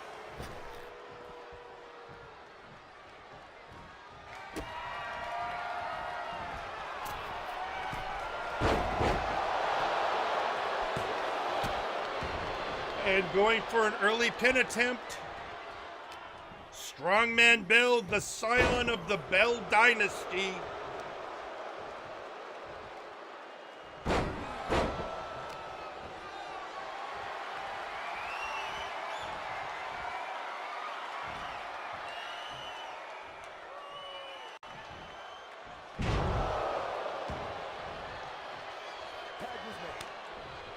And Alba tagged back in to go against the King of Liberia.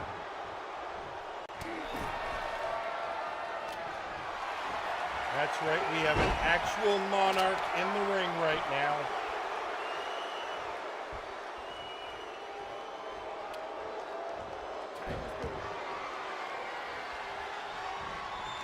And Alba going after Gunnar Birch.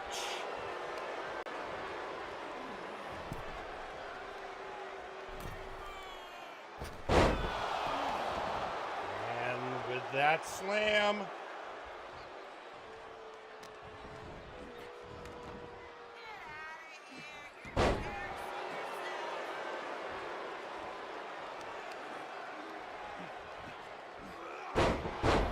Luchador versus Ninja.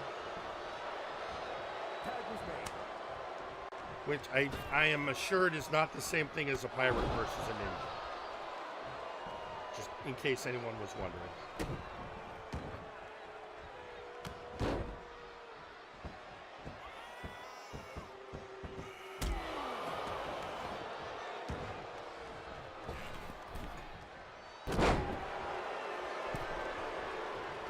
And a drop of the knee.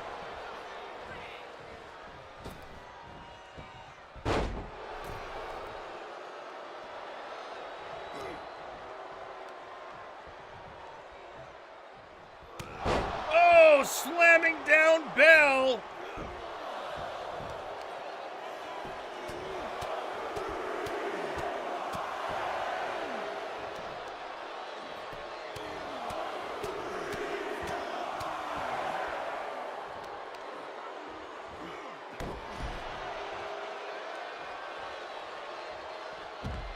And Bell now thrown to the outside. And then Gunner deciding to go after Alba. As we stated earlier, the Night's Watch offered this to any team so long as it wasn't hero time, and Los Villanos stepped up.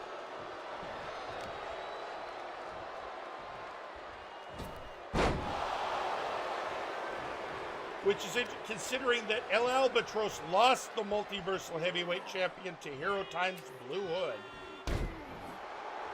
But also, he is in the King's Road Tournament, set to take on TJ the Mint Gable.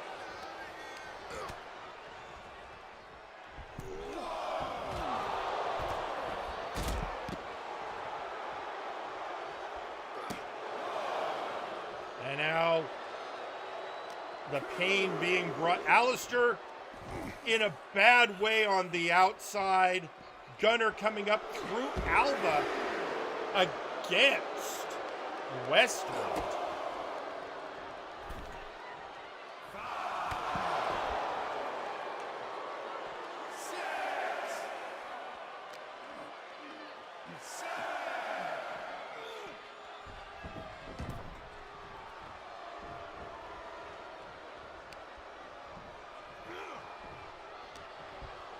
And now it is a true battle.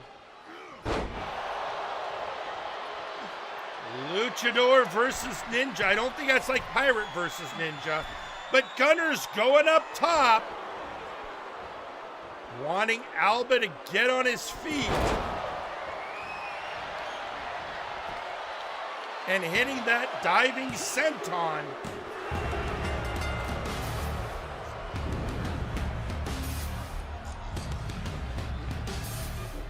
Your winners and still multiversal tag team champions, the Night's Watch. And the Watch retains the belt.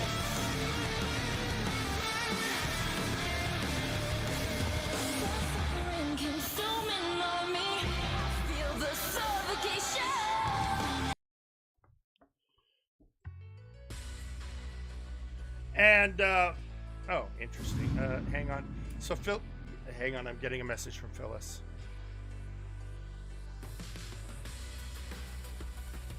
Yeah, no, I'll allow it, Phyllis. Folks, before we get to our main event, somebody is coming down to ringside to address the crowd.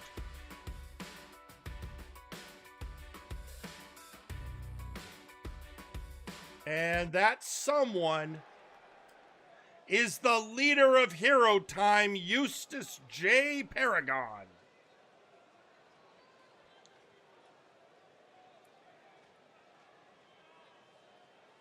You know what? I about had it. I'm pissed. Because you know what? Now the Night's Watch is just mocking us. It's not even being... They're actively mocking us. And you know what? I heard that great speech today by Multiversal Ant. And I'm going to be honest, I agree with everything the Ant said. Just right on the head.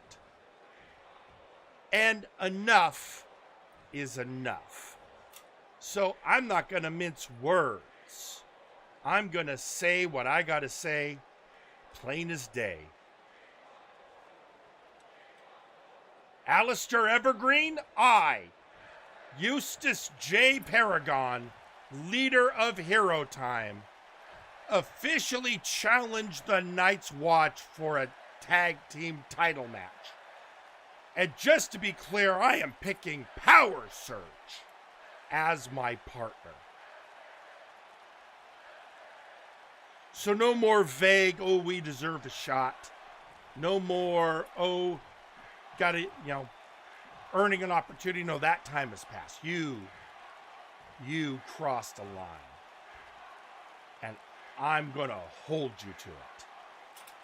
So get it through your thick fur, Alistair.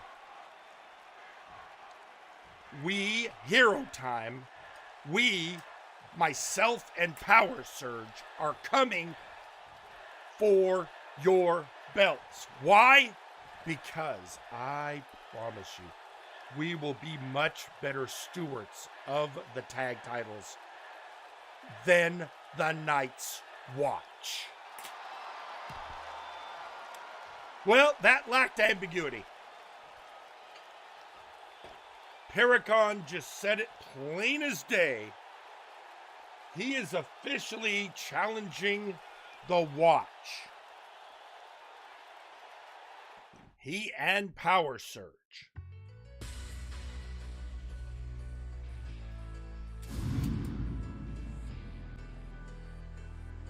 So at this point, A, have to hear how the Watch takes that. And B, perhaps having to remind people that I'm the general manager and I get to book matches. Now, yes, there's the brass, and they might have other opinions. And they've screwed me up in the past, but let's face it. The Night's Watch versus Hero Time, that's just good wrestling entertainment. But that's a question for another day. Because now we have to get to your main event. That's right, folks, it's time. Next week is the Boomer Bust match. 8 wrestlers in the ring vying for a briefcase in a ladder match. Whoever gets the briefcase gets whatever match they want. But if that briefcase is not claimed by Theron Markov, then the Outlaws are fired. So tonight, the remaining members of the Outlaws will face 2 of the competitors that Theron will face next week. But not as all is lost, because there's the question of, can these 2 wrestlers, can they coexist? Well, there's only one way to find out, and that's to get to ringside. So say it with me, folks. Let's do this!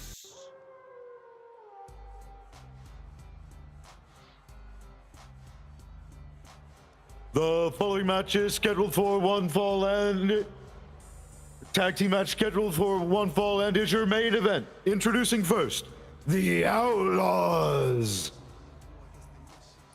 So, Nakano has been medically cleared to wrestle How good an idea is that after the brutal backstage brawl he had with Driscoll is a question that we cannot ignore.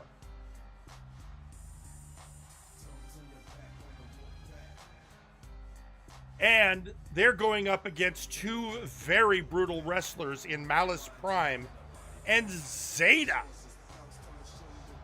Two wrestlers well known to punish their opponents.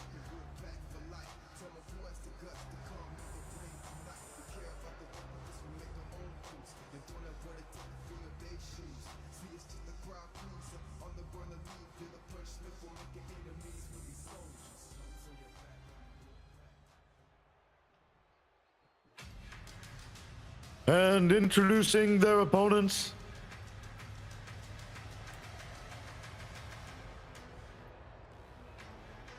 coming to the ring first, Malice.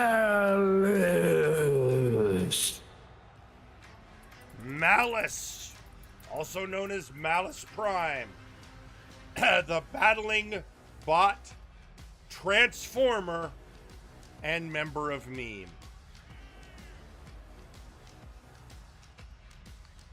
Would absolutely love to win that briefcase next week and get a title shot he feels he's long deserved.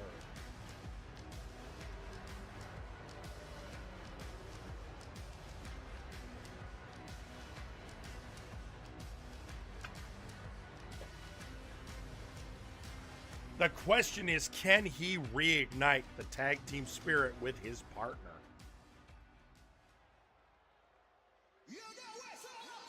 And introducing their tag team partner,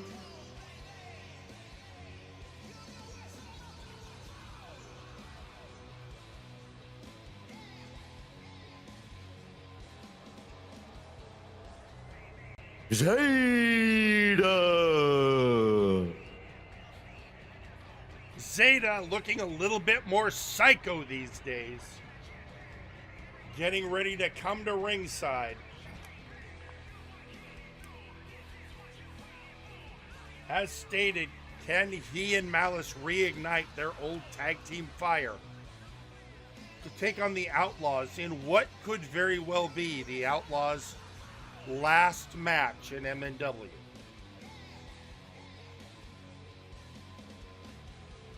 But hey, I'm sure the Outlaws, once they're gone, could ask, I don't know, Jack Andrews for a job.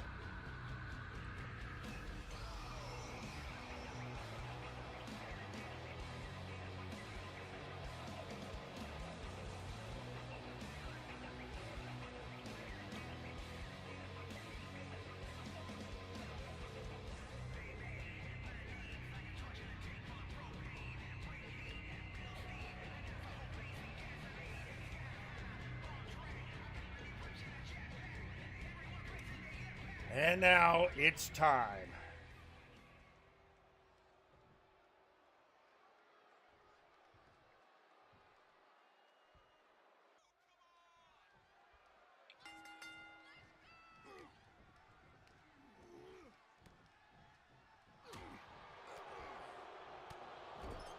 And starting out with the big men. And CJR coming out strong, which when you're facing off against an opponent like Malice Prime, that's what you've got to do. Establish dominance early.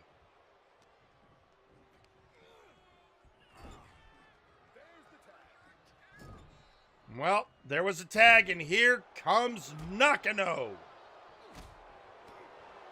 Again, the question is,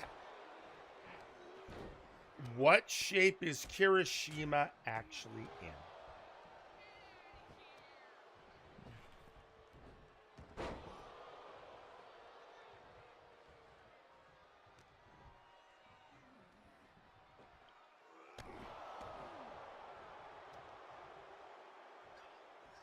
Malice, oh, bringing the pain.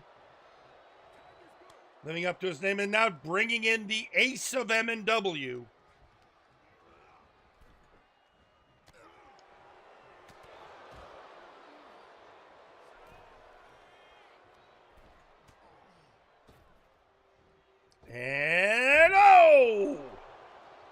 taken that moment to soften up CJR.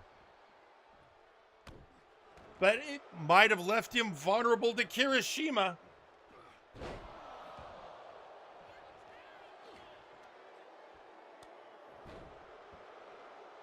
And now just a slap, the disrespect. Something I guess he has learned well from his fellow outlaws.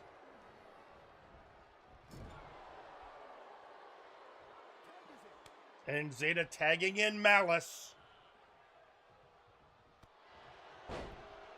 And again, Kirishima showing what he's learned in Haas camp.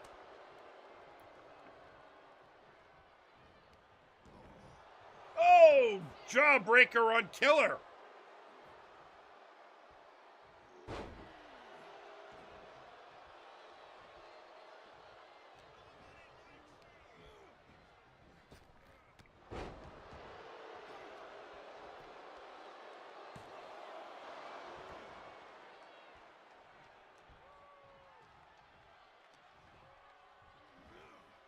And oh! A slam down on Killer, very reminiscent of his own Dead or Alive maneuver.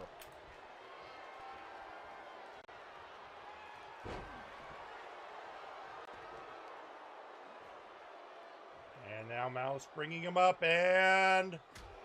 oh! Right in the kisser. And now just choking the life out of him.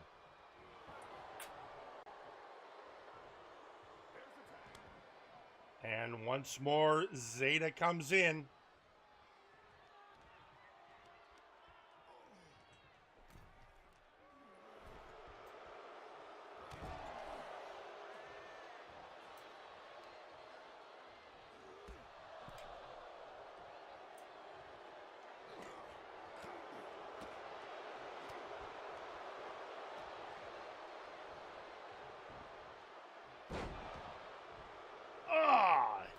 And with that DDT and the moonsault,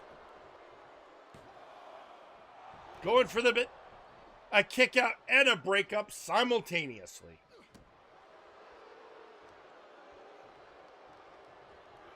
And a dragon screw takedown by CJR. CJR cash, job, repeat. But if next week doesn't go well, he might be out of a job.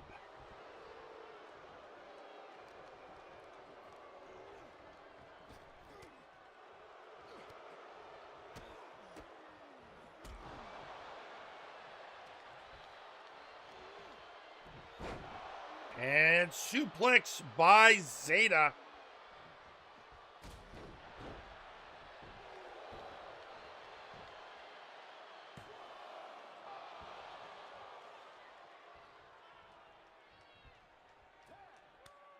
And once again, here comes Malice.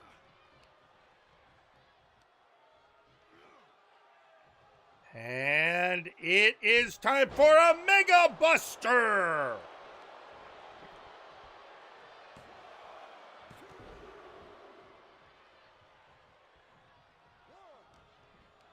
Broken up by Killer, who gets tossed out of the ring.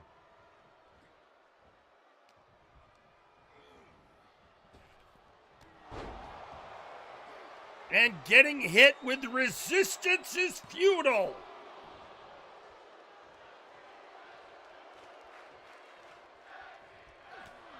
Oh, retaliation by the Crimson Delinquent.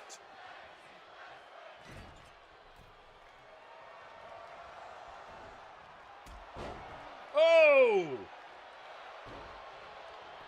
And could this be it? 1, 2. Nope.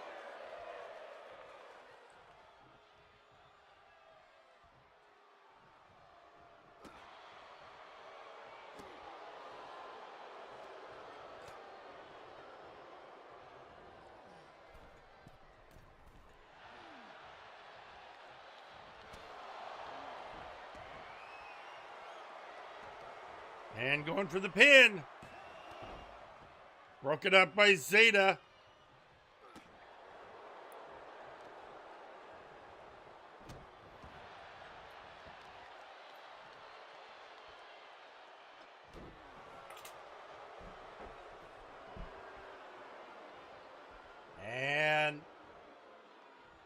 Nakano asking the crowd, are you not entertained?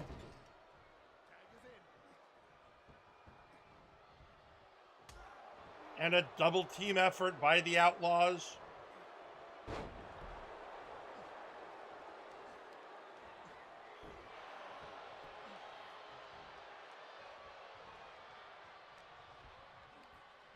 CJR, whoa, whip being reversed.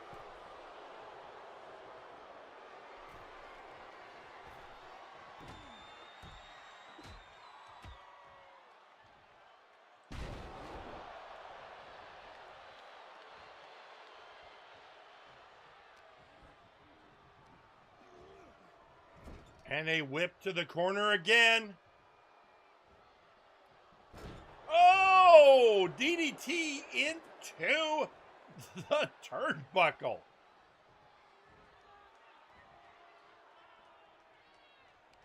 I think that just for a minute, Zeta was considering the red comet. Decided he wasn't quite ready yet.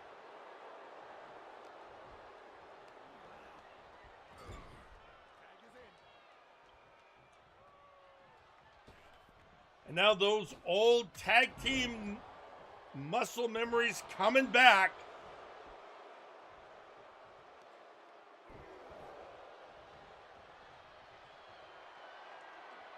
And now, oh, Malice going up top.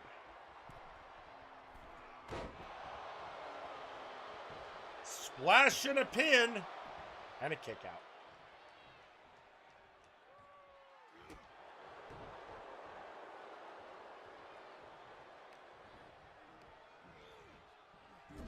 And CJR in the bot's corner.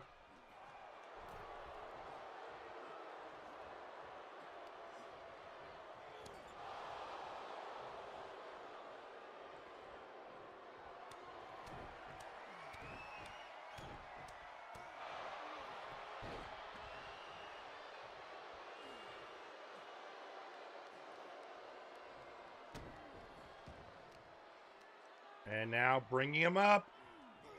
Oh, kick to the gut. And it appears Malice is getting pumped.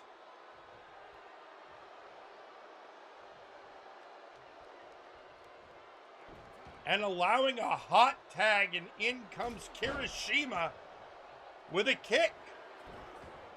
So now hot tag to Zeta, who also brought down by the Crimson Delinquent. And I don't think that Nakano realizes that Malice is not the legal man anymore.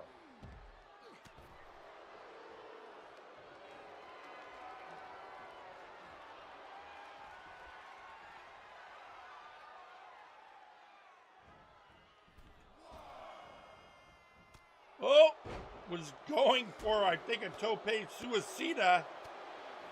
Instead got blocked by Nakano.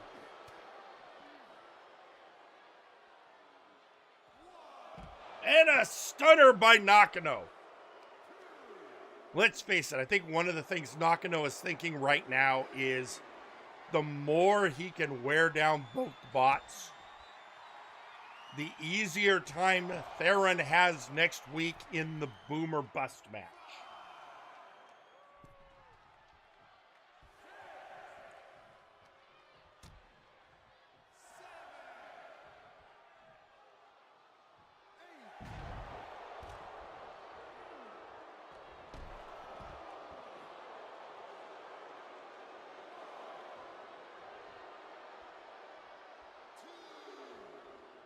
And now we're, oh, and there we go. Finally hit it.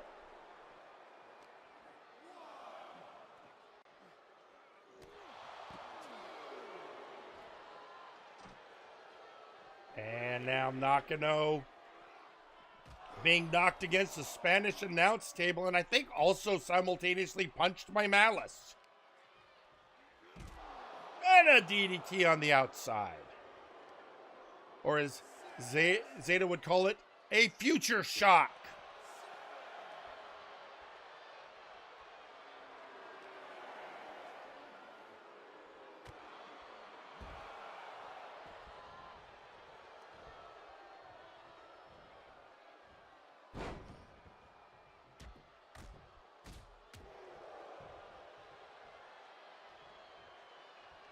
Zeta up again. Into the corner. Wrong part of town while dealing with the Outlaws.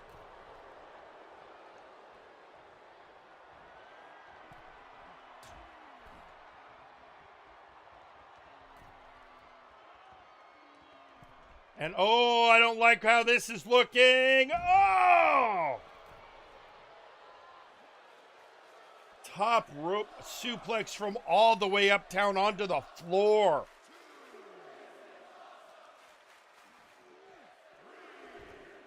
And now just throwing Zeta into the barricades, following it up with punishment.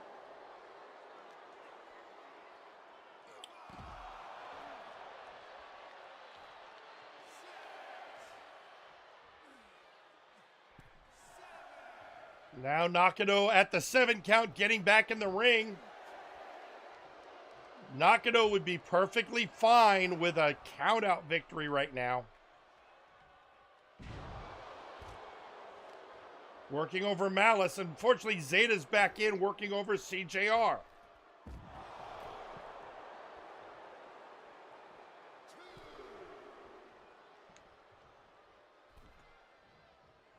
The count is back, and both in the ring. Knee from Nakano.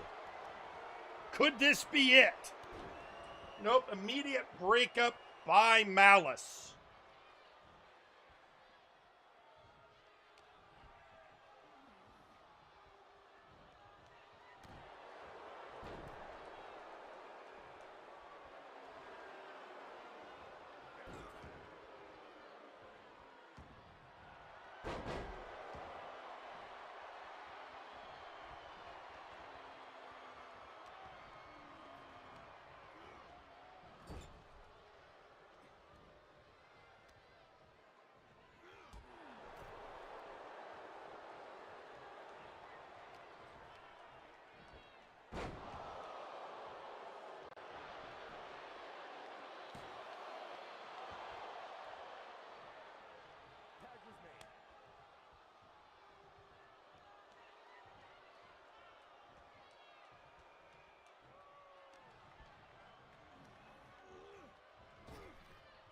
Oh!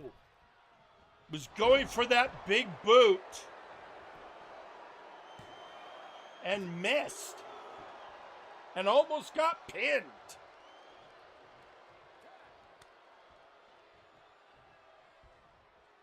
And once again, the ace of MNW in the ring with a future shock.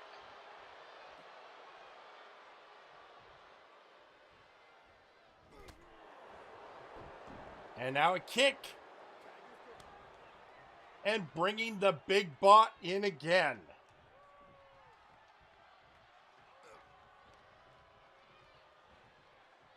And oh, blocking a roll up by CJR.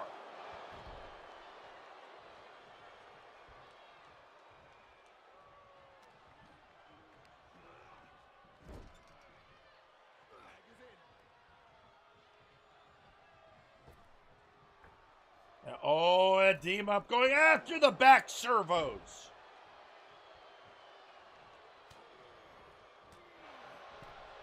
But a reversal by Malice. Piston punches to the gut. And a DDT.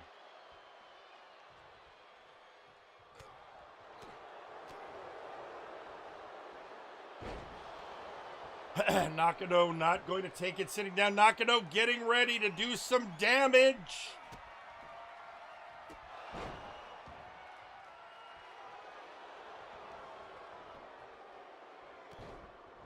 Broken up by Zeta.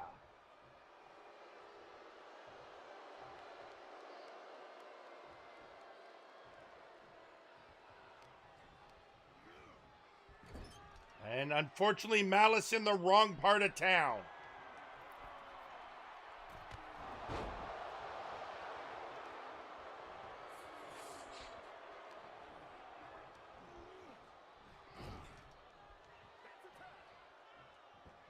And now, oh, double team on the bot.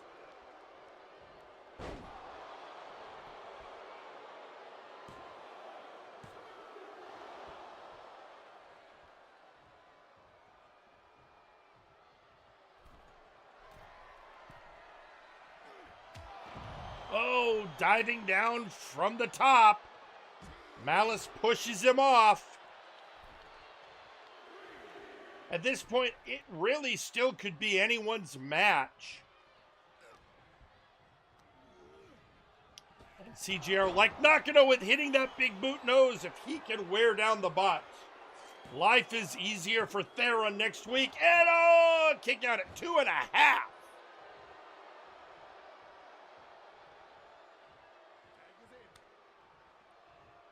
Now, say what you will about any feelings of the Outlaws. They are an effective team.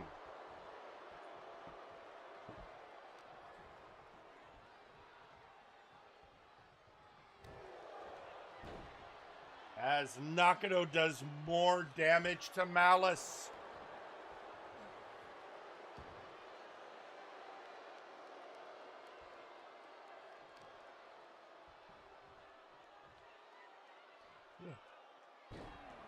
Working those arm servos. Now, I was planning on going up top, forgot there was a wild Zeta in the wind.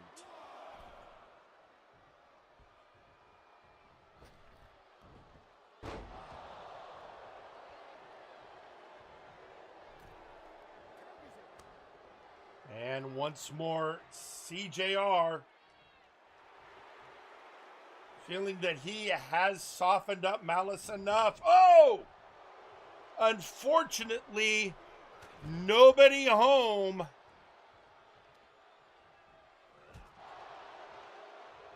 And now CJR is in the wrong part of town.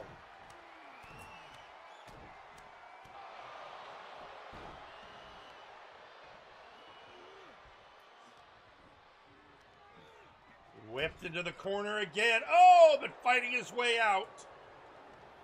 As only an outlaw can.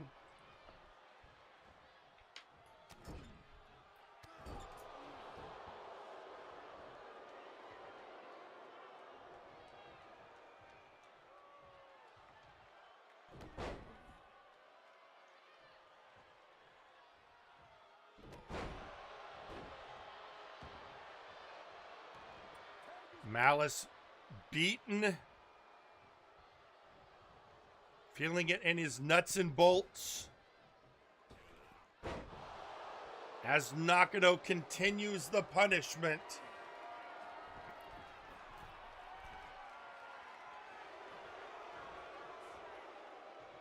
And now bringing Malice up. Oh! Oh, was going for the double axe handle, but a gut punch by Malice going for the pin. Kick out. Well, Zeta was going to do some interference. Nakano pushed him off. Oh! Getting racked.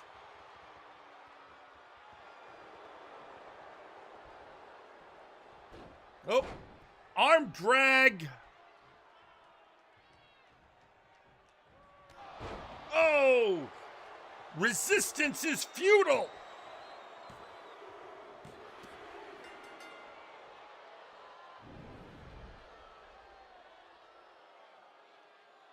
And your winners, the team of Malice and Zeta. And the bots win. Malice so determined, even a breakup kick by CJR Killer didn't bother him.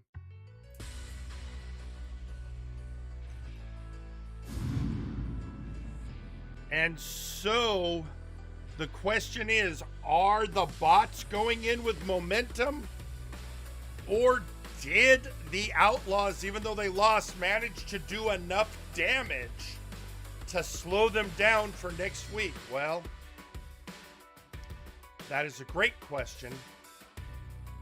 But it's a great question for next week because, folks, we are out of time. Thank you all for joining us this week. Tune in next week for the Boom or Bust match. Until then, I've been your host, Jerry Aldini.